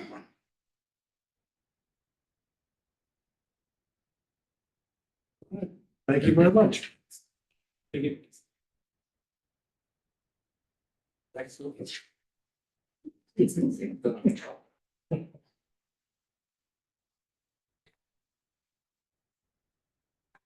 Starting on page 121 for the Public Works Department. The total operating budget is just over 10 million, which is about 14% increase, mostly due to contractual services. What I want to talk about are some of our major initiatives for next year. So I'm calling next year kind of a planning year for us. It won't strictly be planning, as you'll see as we get into the CIP later. But there is a lot of planning that I want to do. With this, I really want to look at our GIS data. So the good news is right now we are interacting with our GIS data on a daily basis with our public works groups. It is essential to the way we function, which means we have good data that we're working with. We have a good, robust GIS system. But I want to change the way that we're working with it in regards to CIP planning. So the example I'm going to go with is specific to water. But if we think back to 2016, we did a water system analysis and it recommended a 20-year PDP. And we're still working on with that. but a lot has changed since 2016. So, when we did that initial, I call it a snapshot and recommendation, we looked at a lot of really good things and we'll continue to look at as we do our CIP planning. It looks at it did some system modeling and it looks at the size of the main, age of the main, and history of water main breaks. But if we go from now to 2016, we've had a lot more water main breaks than we have then. And we don't have any of that data in our current CIP plan. So instead of doing a 20-year plan, I want to be able to interact with our data more dynamically so that we're able to look at it year after year. And obviously we can't change the plan every year. That's not good planning either, but it will allow us to look and plan in more of like a 2 to 3 year chunk, maybe 4 to 5 year chunk, as we every year look at our data. So, like I said, water main breaks have changed since 2016, but also the regulations that we're dealing with. So it allows us more flexibility. The lead service line regulations, we have not been able to change our 20-year water main replacement and how it deals with where we have our lead services, which is a huge factor of how we're going to be planning in our projects. And then the last thing is the construction costs. I mean, the dollar just doesn't go as far as it did in 2016. And so, we're just kind of having to adjust about how much we can get done each year. So we're going to take that mindset and apply it to our streets. So this year, we collected pavement condition scores for all of our streets. We went through and collected it. And again, it's a snapshot in time, which is super valuable. We want to take that, put it into our GIS and make sure that we're updating it year over year. So that if 1 year we have 10 lead service lines replaced on one street, now we have 10 patches, right? Or we want to look at and say, oh, there's still 10 lead service lines to be replaced. Let's delay that street resurfacing because we know we need to get in there 10 more times. So looking at the data as it crosses, utilities, as it crosses functions, and looking at all that data, putting it all together, visualizing it together, and hopefully coming up with more multidisciplinary projects. So we can say like, all right, we know we need to replace this water main. What can we be doing with the storm? Is it, how does it look? Is it adequate? Do we need to increase the capacity? Do we need to do some spot repairs? What do we need to do? So that's where we're going with our planning, our data analysis. We'll be working closely with MGP to be able to visualize a lot of this. We'll be creating new dashboards. And we may get to a point where we realize we need more help. We need to really expand this further. But this is kind of our year where we're taking all the data we've collected this year, and then we'll continue to collect next year and put it all together and figure out the best way forward to be more dynamically and actively managing GIS data, which will help us for future CIP planning. And then on top of all of that, home rule has really changed how we're going to be looking at our future CIP planning as far as funding sources and how we'll be looking at the funding year to year. So we'll be looking at all that.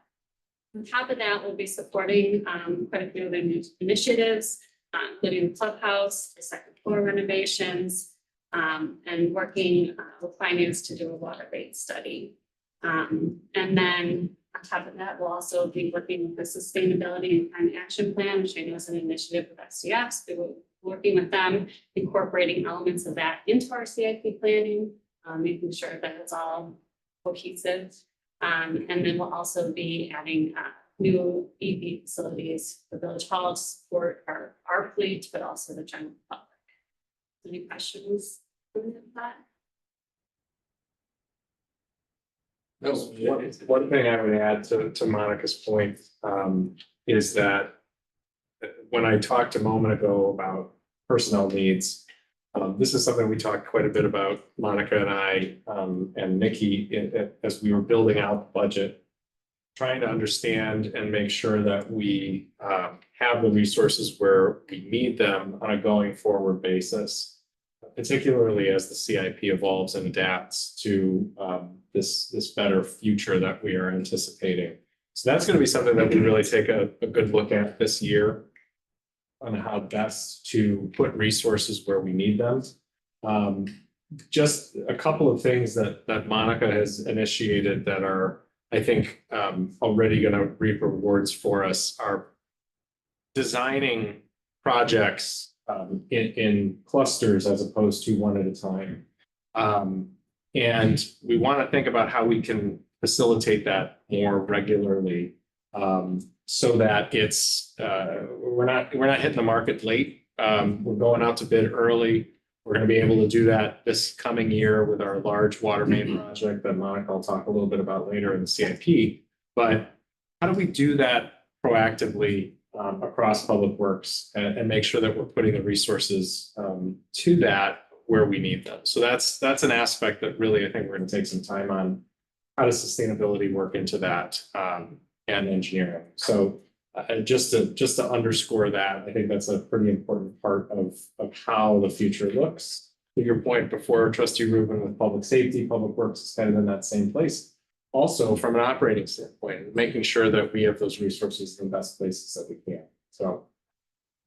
Just want to add, we talked multiple times about CIP, how to be more creative and how to plan ahead better. I'm just really happy to hear all the planning that you're doing this year, so I'm very grateful. I really thought about the dynamic, like the idea about using data and technology. I mean, I think that's where we have to be proactive and, know when to interact with an asset to even extend the life of that asset as we kind of collect all this data. So I'm very excited to hear that. I just want to say thank you. And this home rule opportunity is also very exciting. So I think we have a lot of fun ahead of us. And again, to Gary's point about what we're talking about with public safety, let us know if you're falling short somewhere with staff or support, if you want to rethink how who designs what, who manages what, where, let us know we're here to support, because I think our one of the most important aspects of our town. So we want to see that. Thank you. Excellent.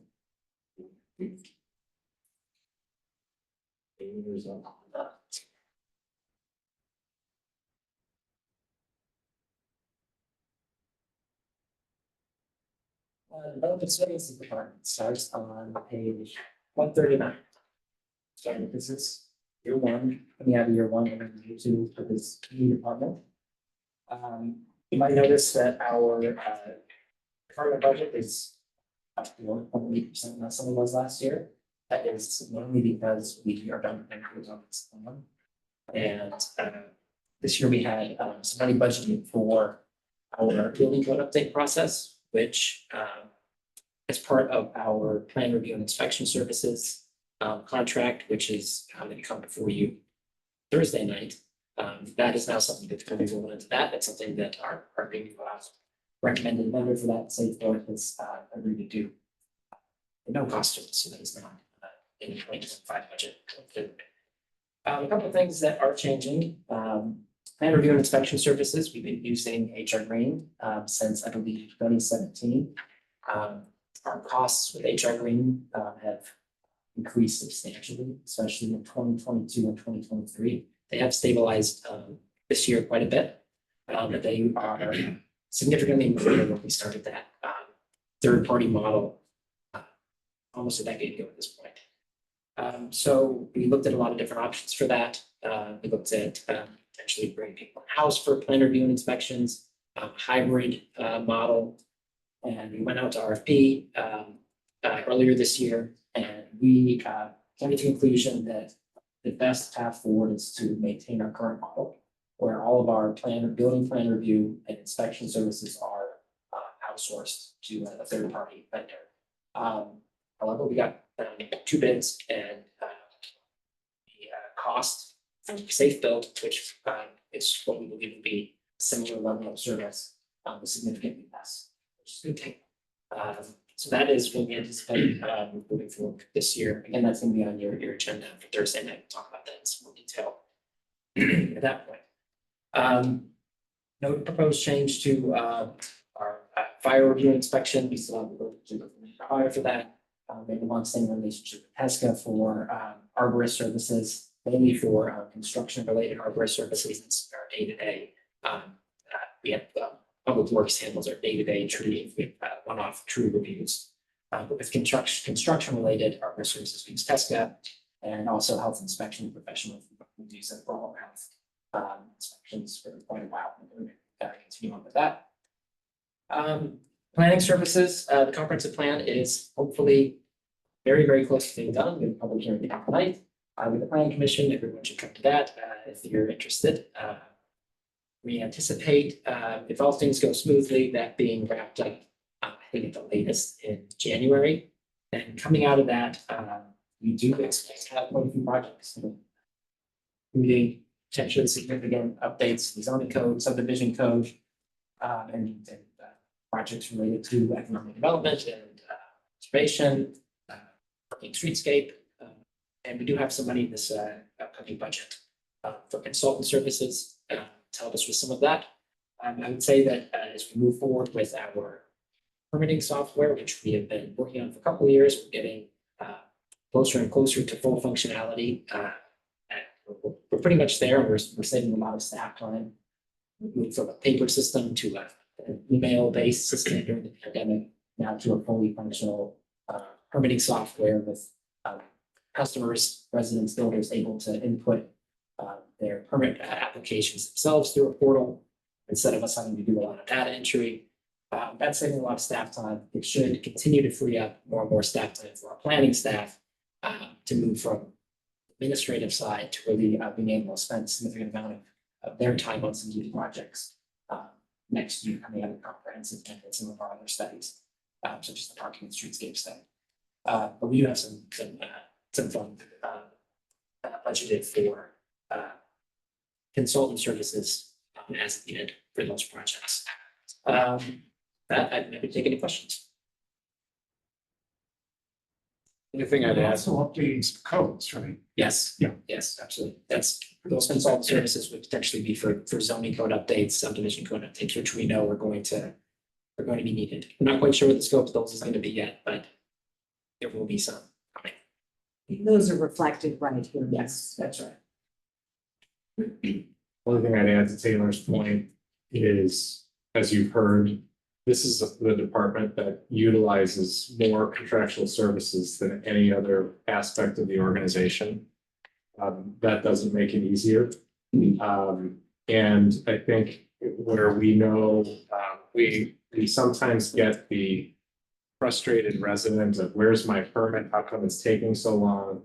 The efforts that Taylor is undertaking and has been undertaking have all been of the mind to streamline as much as possible those processes. That's an area that we have seen consistent improvement in our last three, well, our first and then our subsequent two community surveys. And the work that we will do in this first half of the year, kind of onboarding Safe Built, is going to probably set us back a little bit in terms of just it's new. So the process is going to take a little bit of time. So we are at, kind of entering into that eyes wide open. But the intention is that we're only going to continue to improve that customer experience. But contract management is a lot of work, and it's not necessarily easier than in-house staff. But that analysis that we did, where we did take a look at whether in-housing, again, this plan review and inspection services, we think that this still remains the best path forward because we can scope up, scope down as the need changes. And it's going to be a busy few years. I think knowing that almost all of the Forest Edge lots have been sold, we are anticipating that we're going to see a lot of permit activity in the first 6 months of 2025. All of the public improvements are almost complete as we speak right now. So they're going to be ready for vertical construction next year. So in our agreement with Safe Build, are there certain specified expectations in terms of what we're expecting them to deliver in terms of timing? Like Yes. what we consider acceptable? And not Yes, that is in our agreement with them.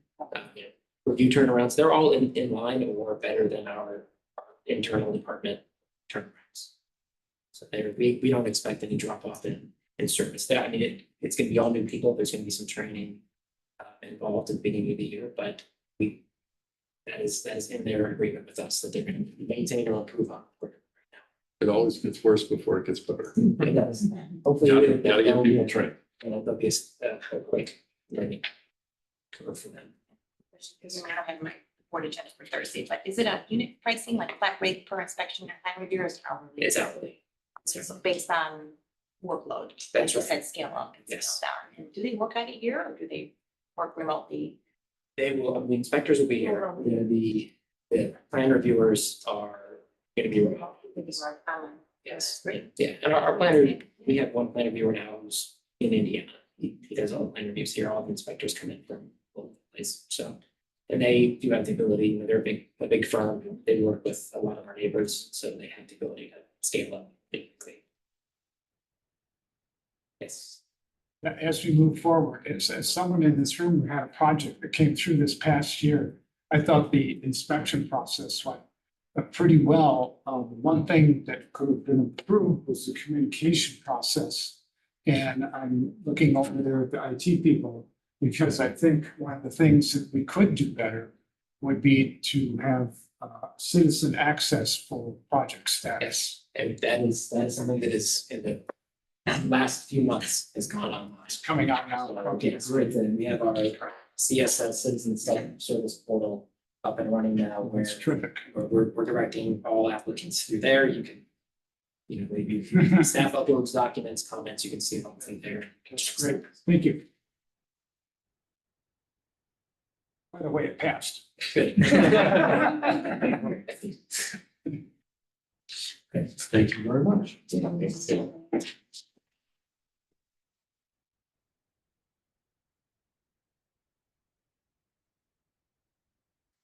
Is there anything going on this coming in? Oh, you things.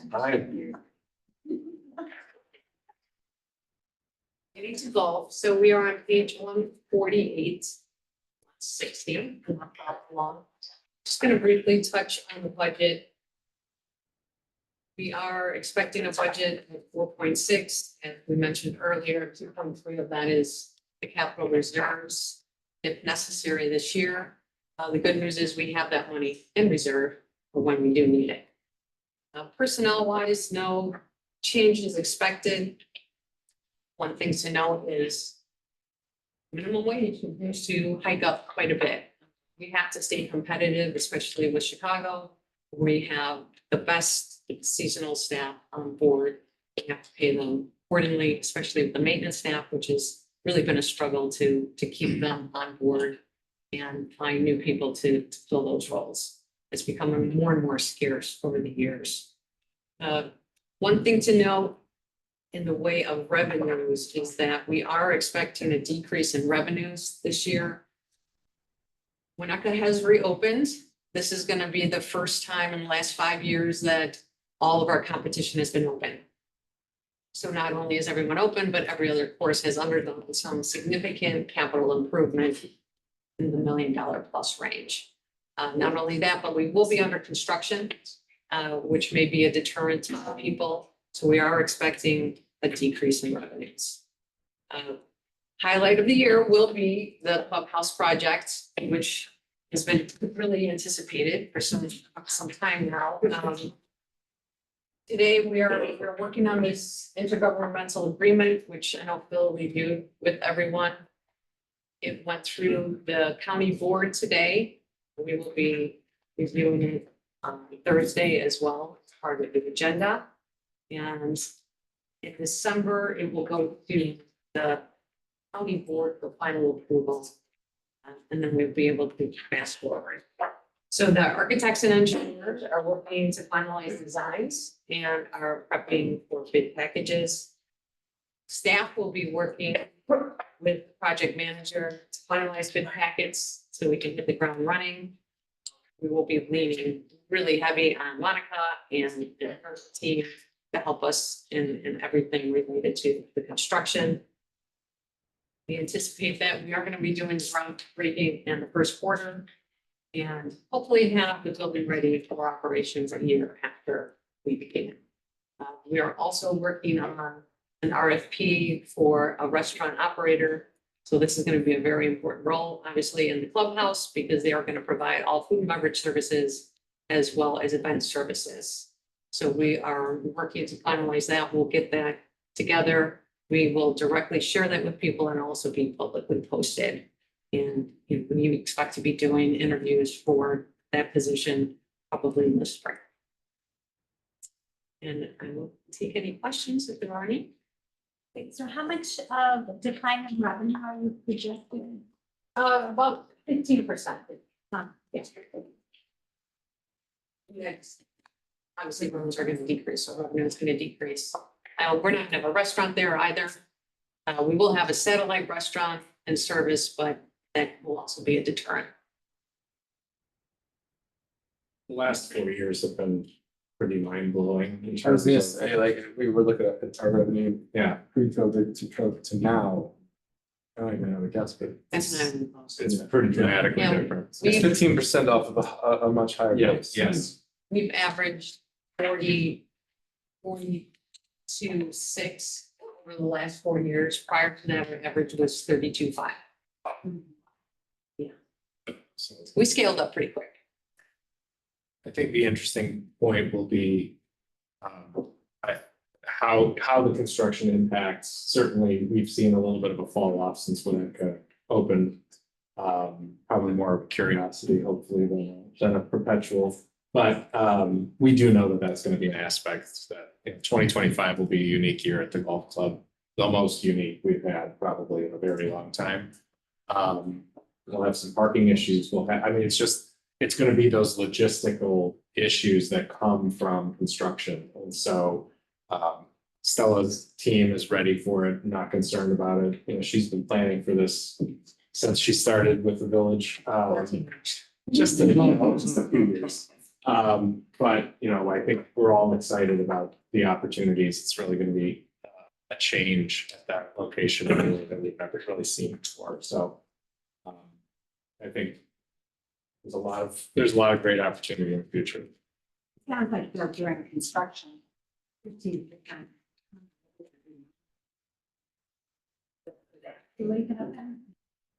We still have a really strong customer base and our price point is, I mean, it's an elastic price point, but we are also the lowest compared to our competitors, and it's intentional. Especially during the construction. Right. Exactly. Purveyor we decide to go with. How do we plan to use any proceeds from the events and the restaurant? Overages from any of that, that just be revenue? All that work. The contract that I'm contemplating would be, the Glencoe Golf Club will be receiving room rental. So any kind of special event, we would be getting getting all of that. And then we would have like a monthly fee for the use, and then if there is a points that they exceed, we'll also get a percentage of that. So that's kind of typically how it's going in the industry. Other places close to us don't charge for an event space, but I think that our new clubhouse will definitely merit usage fee. That I would caution on that is that we do have to involve our bond counsel. I'm sure you know this, in any lease agreement that we sign with a concessionaire. Because this is now being funded with tax exempt dollars, we have to be careful how much private revenue is generated. And there are certain revenue sharing agreements that are prohibited under the IRS tax code. So that is something that Stella and Bill and I have had several conversations with them already. And as we prep for the next installment of the bond issue, we get ready to break ground. That's going to be something that we just, any type of agreement we're considering as well. So I would anticipate that coming back before the finance committee too. Any other questions? Thank you. Thank you very much. Thank you for all you're about to be.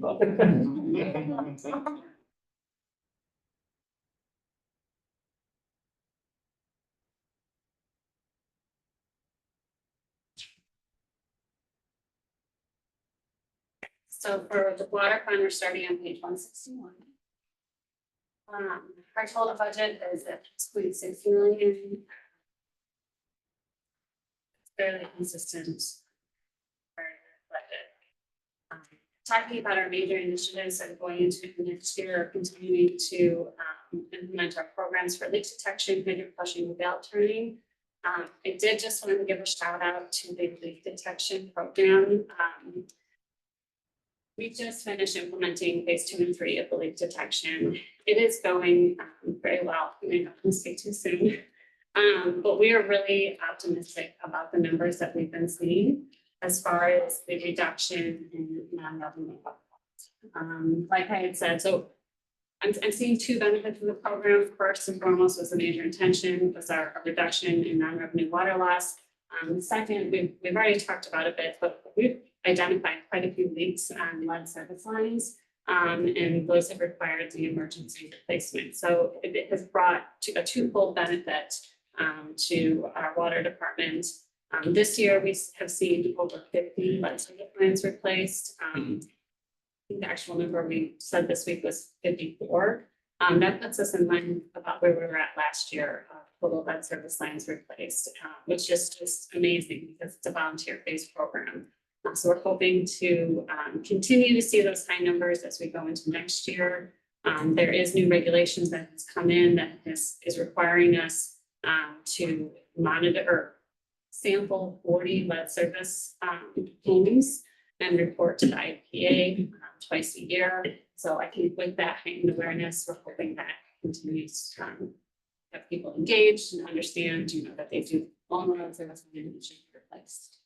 On top of that, I'm not going to go too much into capital projects, but this year we'll continue our discussion. I know it's a big year, our discussions about our future water supply. This was a big year for us. We had a water workshop.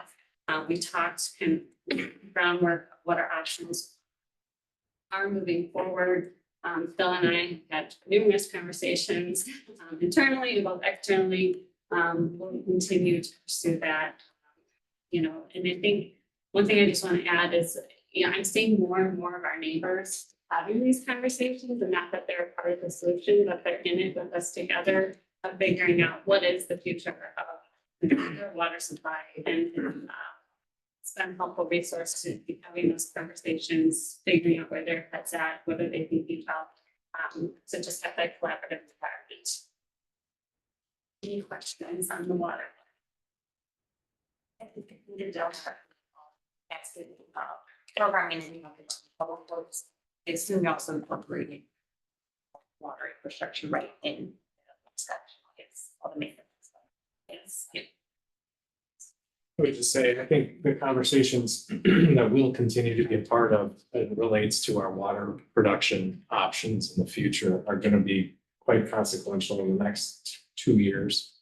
A lot of activity, as Monica said, there's a lot of conversation. We will continue to have those conversations. I am anticipating that during the course of this year, we're going to engage the board again in a bit of an update to the water workshop that we had last spring. Give you a sense of where things are, the options that are available, or presenting themselves as potentially available. And it's a really good conversation, just from the standpoint of the future. And Illinois, the Great Lakes, it continues to be an area that a lot of folks are talking 20, 25 years from now will continue to be more and more attractive as water becomes more and more of a valuable resource. So Glencoe being very thoughtful and considerate of what that future looks like is particularly important at this point. So we'll be spending a lot of time talking with you all later this year too.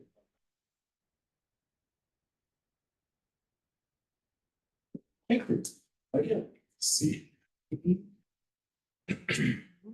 Before we get into the capital program, does anyone need a break? We've been at this for 2 hours. Okay, maybe 5-minute break. Okay. Good call. This one's gonna be very full, so. Discussion of water.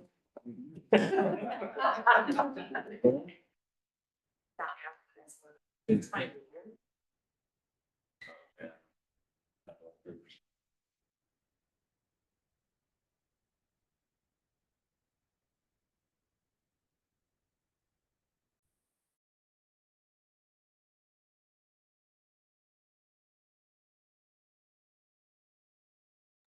Oh, yeah, there's, maybe a four. It's, It's Diana, it's me that wrote Diana.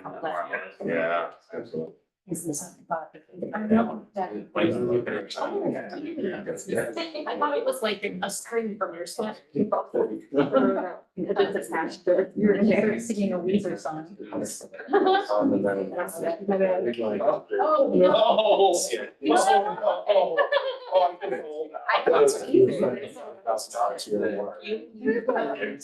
It's basically, it was basically a joke. Okay, never mind. Sorry.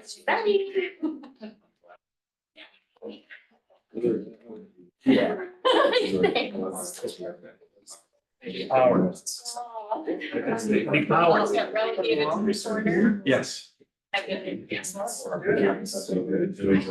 Thank you.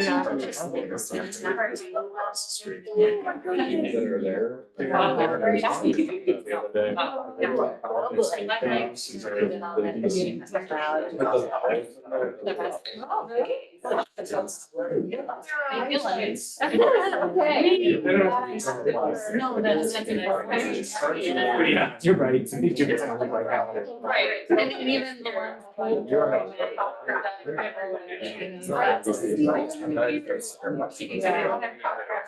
Yeah, normally she's like.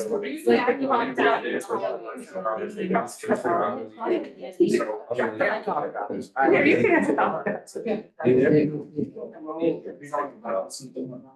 I would say that's a good. I love them.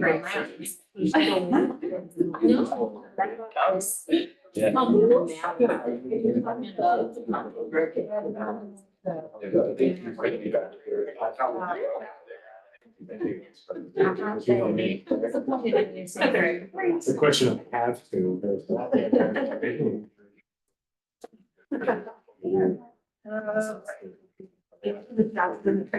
Yeah.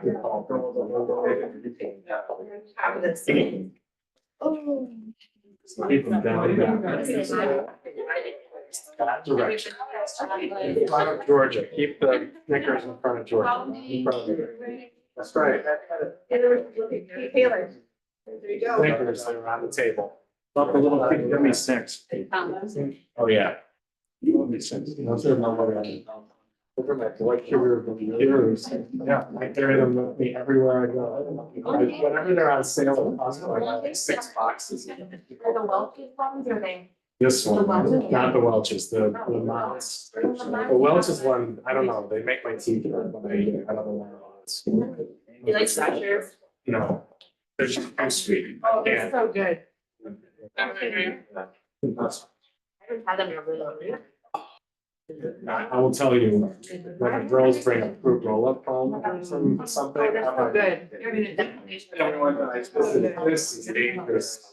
You actually unroll them? Oh, yeah. Or you just? No, well, they have plastic in the middle of it. I used to smash them up into a ball, and smash them up into a ball, and you chew a big Swedish fish, fruit by the foot, the other. Swedish fish are great. I'm stuck on those nerds.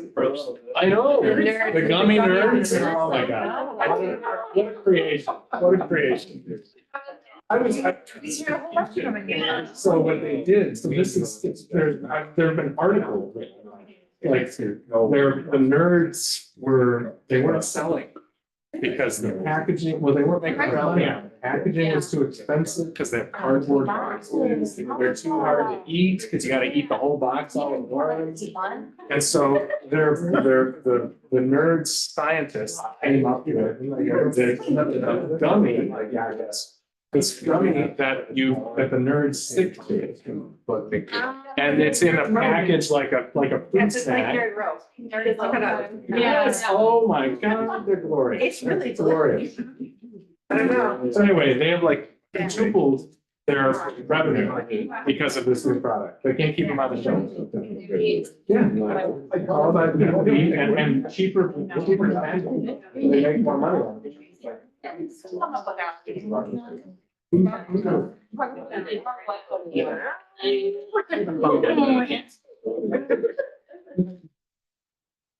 long as we don't sell it in the net.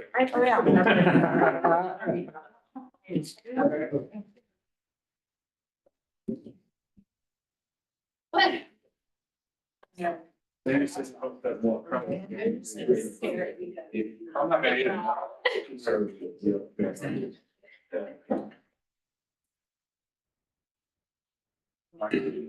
What's wrong? Oh, yeah. Not too many caffeine. We're never gonna sleep again. All right, we're all back. Well. I know it's somewhere, but they're probably getting, they're probably looking for her. Oh, they're actually sitting in the corner. They're looking for her. I mean, any idea how to get this number? Really power on it. I know, you're doing a nice job. You're doing a nice job. Better get started again. Alright, CIP, Do the CIP. We're gonna get started again. page 196. For tonight, I'll be going, do you want me to start? Tonight, I'll be going over the community investment program, like Nikki said, start on page 196, go through to page 259. As I talk through these points, I'll give you some page numbers to reference, and then we'll be going through each of the projects in more detail with Monica and Mario.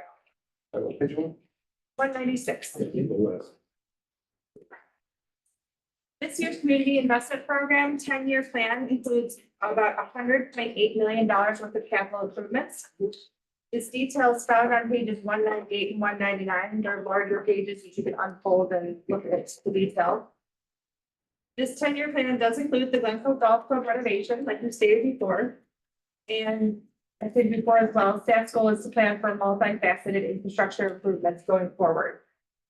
And the Dundee Road CAP project is one of the first projects where this is the case, and more details about that project will be discussed in just a few minutes.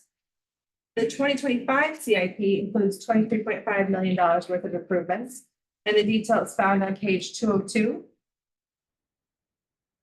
Please note that the Green Bay Trail and Sheridan Road sidewalk improvements, and then the Glencoe Golf Club renovation project have some grant and private funding. The financing plan is found on page 200, another one of those big pull-out pages. And it outlines the anticipated revenue bond issues in calendar years 2026, 29, and 32. And also the potential referendum bond issues in calendar years 25, 26, 29, and 32. Sure. Yes, which may change, which I think was already, it was At mentioned. least it won't be a referendum, but it may be. Yes, and that was my next thing to say is the financing plan was just put into place before the village achieved home rule status, and so it will be changed after evaluation and at our, look at our future needs. On page 201, you'll see that a water treatment plant upgrade replacement and then the potential public works garage relocation are still on the CIP, but there are not any funds allocated for them at this time. I'll turn it over to Public Works Director Startup to take us through the schedule on page 202. Great. So I'm going to be going through these in various order. So I've highlighted in red so you can see which one I'm talking to. The first one, something you're all familiar with, the second floor renovations. What's new is the public garage improvements. So in this calendar year, we thought we were going to do a roof replacement. We did an assessment. We realized we could just do some repairs. So we're continuing into the repairs next year. But a big chunk of this is actually going to be an upgrade to our kitchen and lunchroom facilities for our crews. The next one, in this calendar year, we worked with a consultant, WJE, to look at our bridge maintenance. There are 4 bridges that we maintain in the village. They did an assessment looking at what we needed to do. They helped prioritize and schedule out the work. So in the next calendar year, 2025, we will be doing some steel spot repairs on Scott Avenue Bridge. The sooner we get this done, the less expensive it will be. And then we'll go into some preliminary design work. So Scott Avenue and Hazel Avenue are going to be the 2 bigger bridge renovation or bridge construction projects that we need to do. We're hoping to get outside funding sources for those. But a lot of times it's helpful if you have the preliminary engineering and then go after the funding source. That's just for page reference, specific projects are outlined up there. So she's on 209 to 212. Sorry. Thank you. And then, you know, with the recommendation from this year, Sylvan Road Bridge will have, we'll do the design and the construction, and that's just a lot of deck repairs that we'll be needing to do. That's the Frank Lloyd Wright Bridge. If you're looking for a landmark.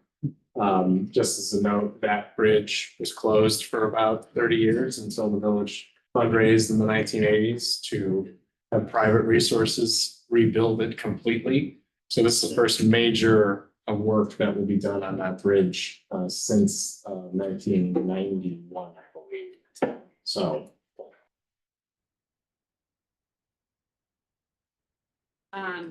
So moving on to the next one, I'm going to talk about our stormwater project. So starting with page 224. This is our stormwater master plan, and I want to kind of dive into what exactly it is. This is one of the major planning projects we're doing next year.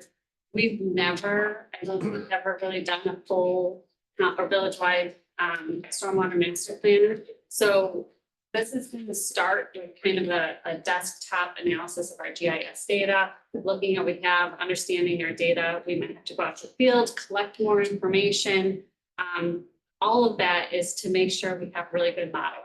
So then we'll work with a consultant. They'll do modeling on our entire system, identify pain points and areas that we need investment into. As you guys know, with this year, we just finished a major storm project with South Green Bay drainage improvements. This was a series of drainage projects that we did that really addressed some systematic flooding issues. So that's a big accomplishment that we've done. And I think we've seen a dramatic decrease in the amount of flooding that we've had. What we're expecting out of the stormwater master plan is additional flooding projects, but also we're probably going to be seeing a lot with ravine erosion and water quality. So what we're hoping to see from the stormwater master planning is, you know, this analysis of our data, this modeling that's going to help us plan and scope out our next major CIP projects. But on top of that, we want to make sure that we're investing in our infrastructure in a proactive and responsible way. So some of our storm infrastructure is probably original to when it was installed, and some of it is crumbling. So we want to make sure that we're, you know, going after that, not just with spot repairs here and there whenever we get the call that something's wrong, but that we're investing wisely in a proactive way into our stormwater infrastructure. And then we'll also be looking at funding sources for all of this because, you know, this is a major analysis and look at our stormwater system, and it's going to help us build out that dynamic plan of how we're going to be continuing to invest in our stormwater system. But I think funding is going to be. So this is actually a 2-year plan. We'll be starting this year and we'll go into 2026. Questions? Will there be any opportunities for green engineering? Yeah, so, and you're right. You know, best management practices like green infrastructure. A lot of that has to do with the water quality elements that we'll be focusing on as well. Any questions? Maybe just for people at home who are watching, so I know we talked a lot about water, storm water. What are we doing generally about our sanitary system? Good question. I know Yeah. we're doing a lot, but So- just to brief everyone. So we do have an annual investment that we have. It's through the requirements from WRD through the IICP program.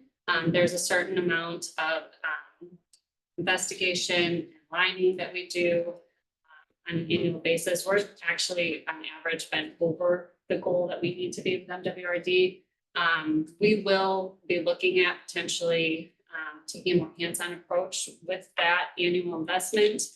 Even this year, we're tackling some pain points that we know about instead of just going with a systematic area by area. So we'll continue to work with that data and figure out what's the best path forward.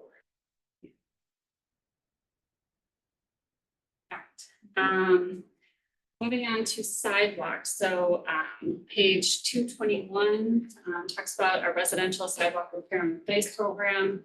This year, we're combining that program with pedestrian crossing improvements. Typically, we do this through the MPI program, which is a cooperative through bidding.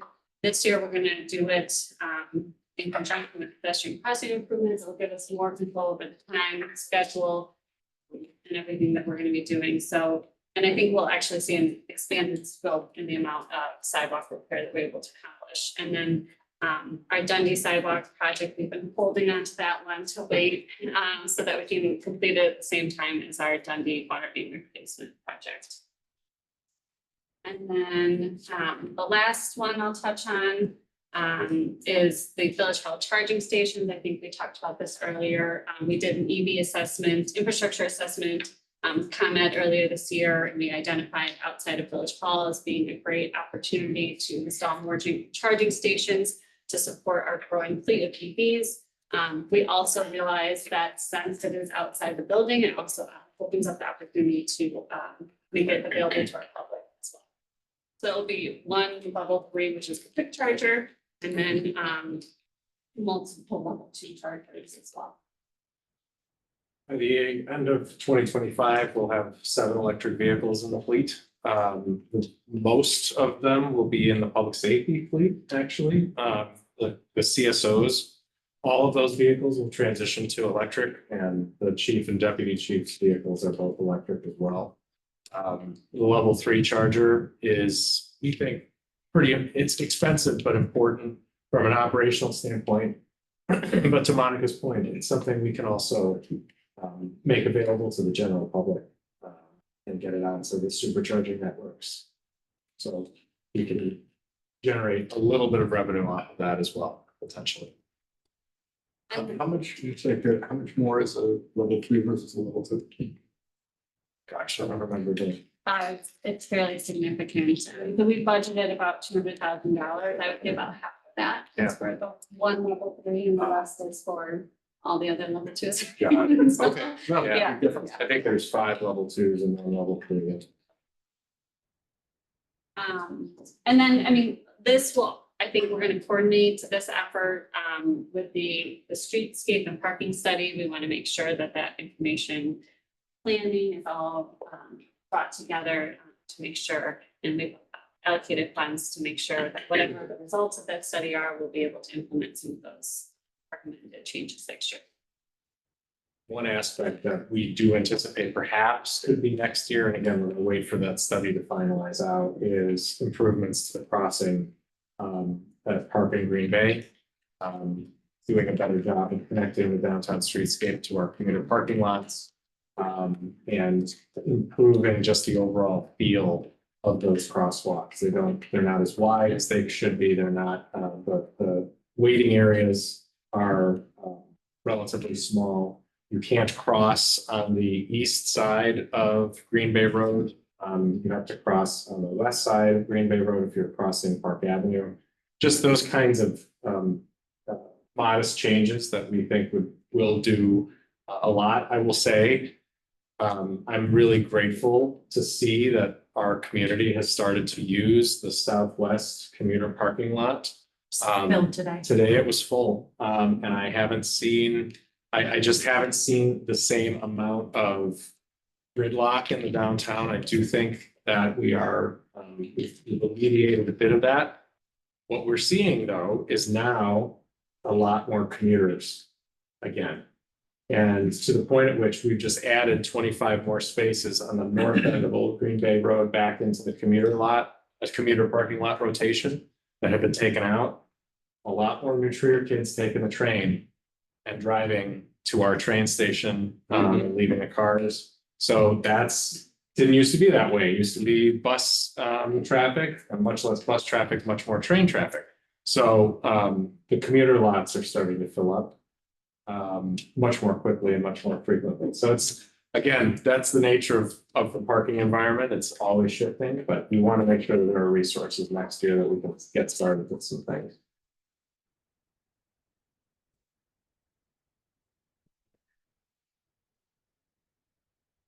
All right, good evening. We're gonna talk about some of the CIP for the IT. The first one that I would like to mention is the IT network improvements and installation of air fiber. You can find that information on page 216. After the upgrades this year, we're gonna be continuing the upgrades of our infrastructure, the cabling, and a few other things that has to be upgraded to the to provide better security for our network. And bring us up to the little bit higher standards for the networking. Excuse me, sorry. The next is technology upgrades to SCADA network. We're looking into doing the life cycle of the environment, looking to bring the SCADA to some of the requirements that are coming down from the federal government to protect it from the cybersecurity standpoint, as well as making sure that we are that there is a redundancy in our SCADA system for our water production. Next, the last one is the IT SharePoint online migration. This one is going to be combined with some other initiatives that are going from the other other departments. We're going to be trying to use all of our Microsoft O365 licensing and what Microsoft has to offer to be able to get rid of some of the applications that are redundant, basically. So we're going to be moving out of our businesses, upgrading our businesses processes to be able to move fully to the cloud with the redundancy given from the SharePoint, because everything is running on SharePoint from Teams to OneDrive and everything. So we're going to be moving to that. Any questions for me? I will say Office 365 is, or Microsoft 365 is incredibly robust. We are also going to be working with the GIS consortium on kind of focused projects in an effort to solve some of our business process issues. The first of which is going to be trying to build out a new agenda management system that we essentially in-house as opposed to the outsourced model that we've had back since 2015. It is end of life at the end of 2025. And I'll tell you, I've been using that same product since 2010 when I was in Northbrook, and it hasn't changed at all. But what we know is that O365 just has just an immense amount of functionality and capability if it can be harnessed and utilized. So we're going to really spend some time this year on some opportunities there to capitalize on what we're already paying for. And one thing I would just add, with the SCADA system, the board might remember that in the last board meeting, we did approve a contract with a consultant that was doing an assessment of our internal networks, as well as our SCADA system that controls the water treatment plant and some part of the sewer system as well. And there are recommendations as a result of that study that we'll be talking to the board about. But this capital investment is part of those recommendations as part of the study that was done as well.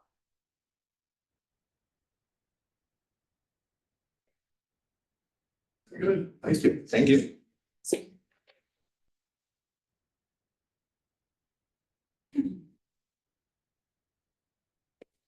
So for the water fund, maybe kind of dancing around Denby Road, but this is a significant investment into our water system.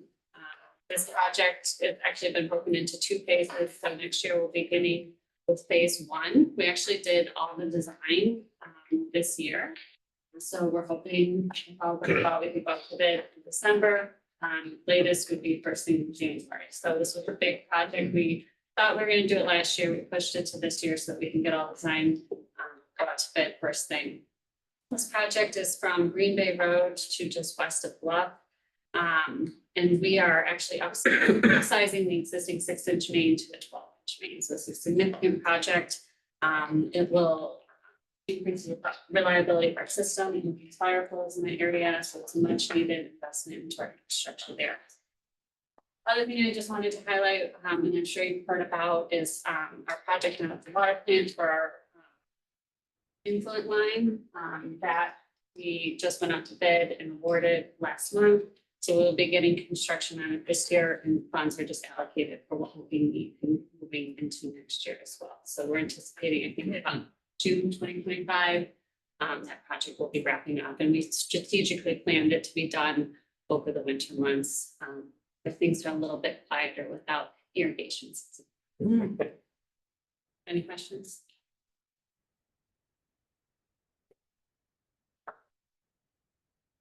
I mean, I think we can just talk, we've talked about the clubhouse a lot. I'm not sure there's anything we necessarily need to add to it at this moment, but we're gonna build it.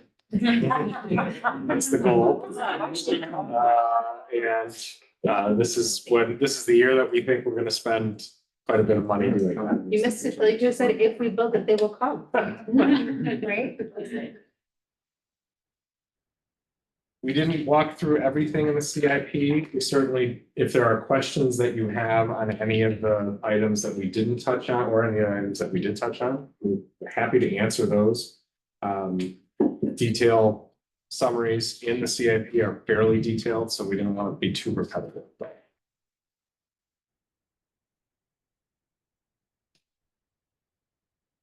Not any, if you think of any other questions, you want to go home at night and just burning, please feel free to email us. Call you. Or just give me a call. In the middle of it, it's fine. We'll be doing the same thing.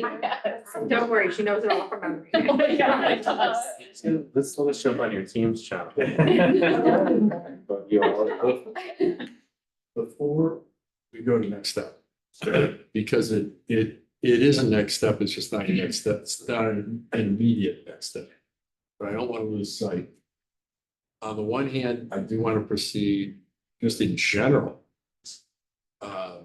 Thoughtfully, the full vetting consideration of things that the village does with home rule authority.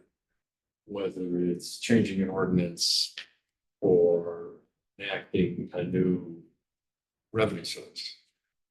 However, I don't know what the timing is of enacting, in other words, you say, oh, great, you passed an ordinance, but that doesn't mean you start collecting money the next day. Some of it has to go through the state, some of it may not have to go through the state.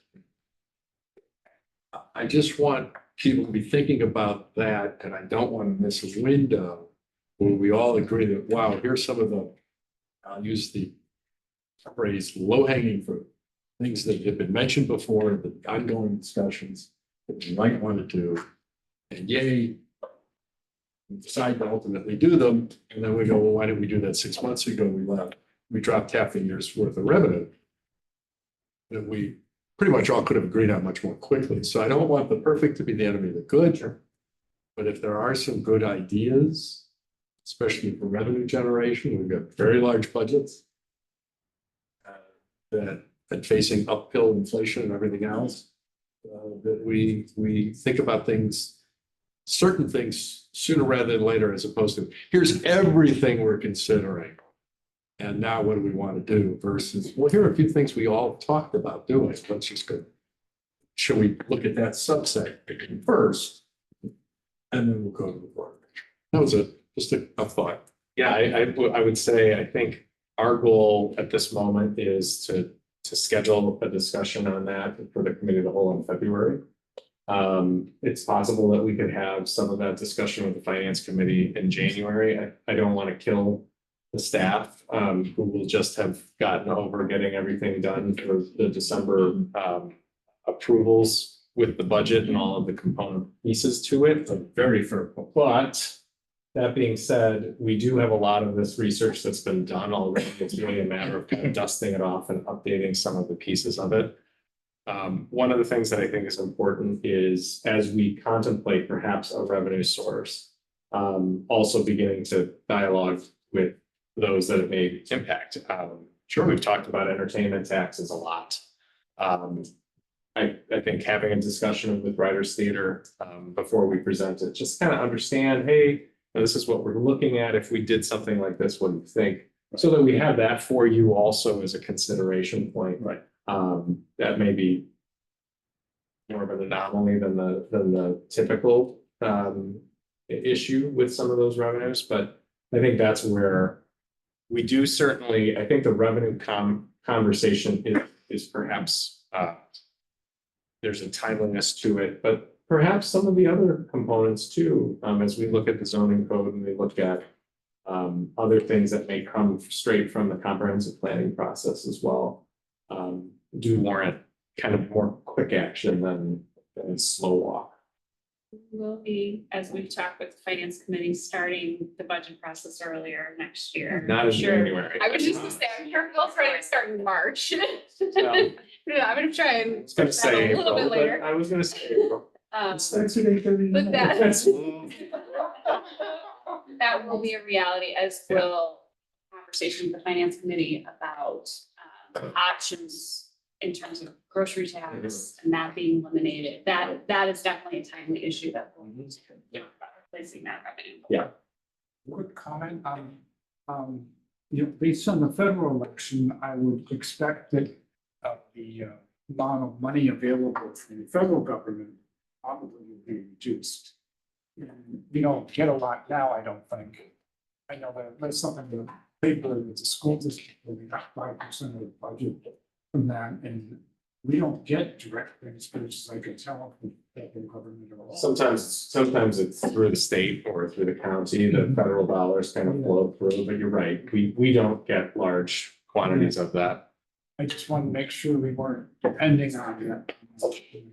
We do get, yeah, bless you, we do get small federal grants from time to time, but we don't budget them unless we have been awarded them. So we're not counting. So as we talk about financing plans, there are, state and federal water programs. We are gonna be looking more closely at those. The interest rates are at this point better than in many cases a bonding environment. And so those types of things, we're just gonna have to monitor them through 2025 to see what changes or doesn't. Okay. Thank you. So next steps, unless there's any other questions or comments. So Thursday night, as I mentioned, we'll be having a property tax hearing. Assuming that we move forward on Thursday night, that will appear before you in December, as part of the massive budget package we will receive for consideration. And then in December, we will have the consideration of the approval of the budget. The appropriations ordinance, we think, this is a We weird. may or may not home have to rule, do it. a weird home rule question that we're looking into, whether or not we still need to do that. The consideration of the. What did I say? Our 25 budget. And the amendments, the year-end amendments, and then the property tax levy. So we'll bring that all before in December. And this document will be amended, so any of you that would like to leave your budget documents behind, to have the pages updated, we can do that for you and get that back to you in December. And if you'd like to keep them, you can do that too, that's fine. We can update them in December. Like if we want You to. can update them with December too. If you Yeah, want. just Want- Put it under your Little osmosis there. You can drop them off at any time. Presentation. Yeah, cognizant of the hour, thank you all very, very much for everything that went into this, a very efficient presentation and presentation of a very lengthy process and document. Any other questions, comments, thoughts? If not, do I have a motion to adjourn? Second. All those in favor? Aye. Motion carries, we are adjourned. Thank you. Good night. Thank you, everyone. Great job. Thanks for sticking with that. There's a lead factor in that budget. There it is. The roller master 2000.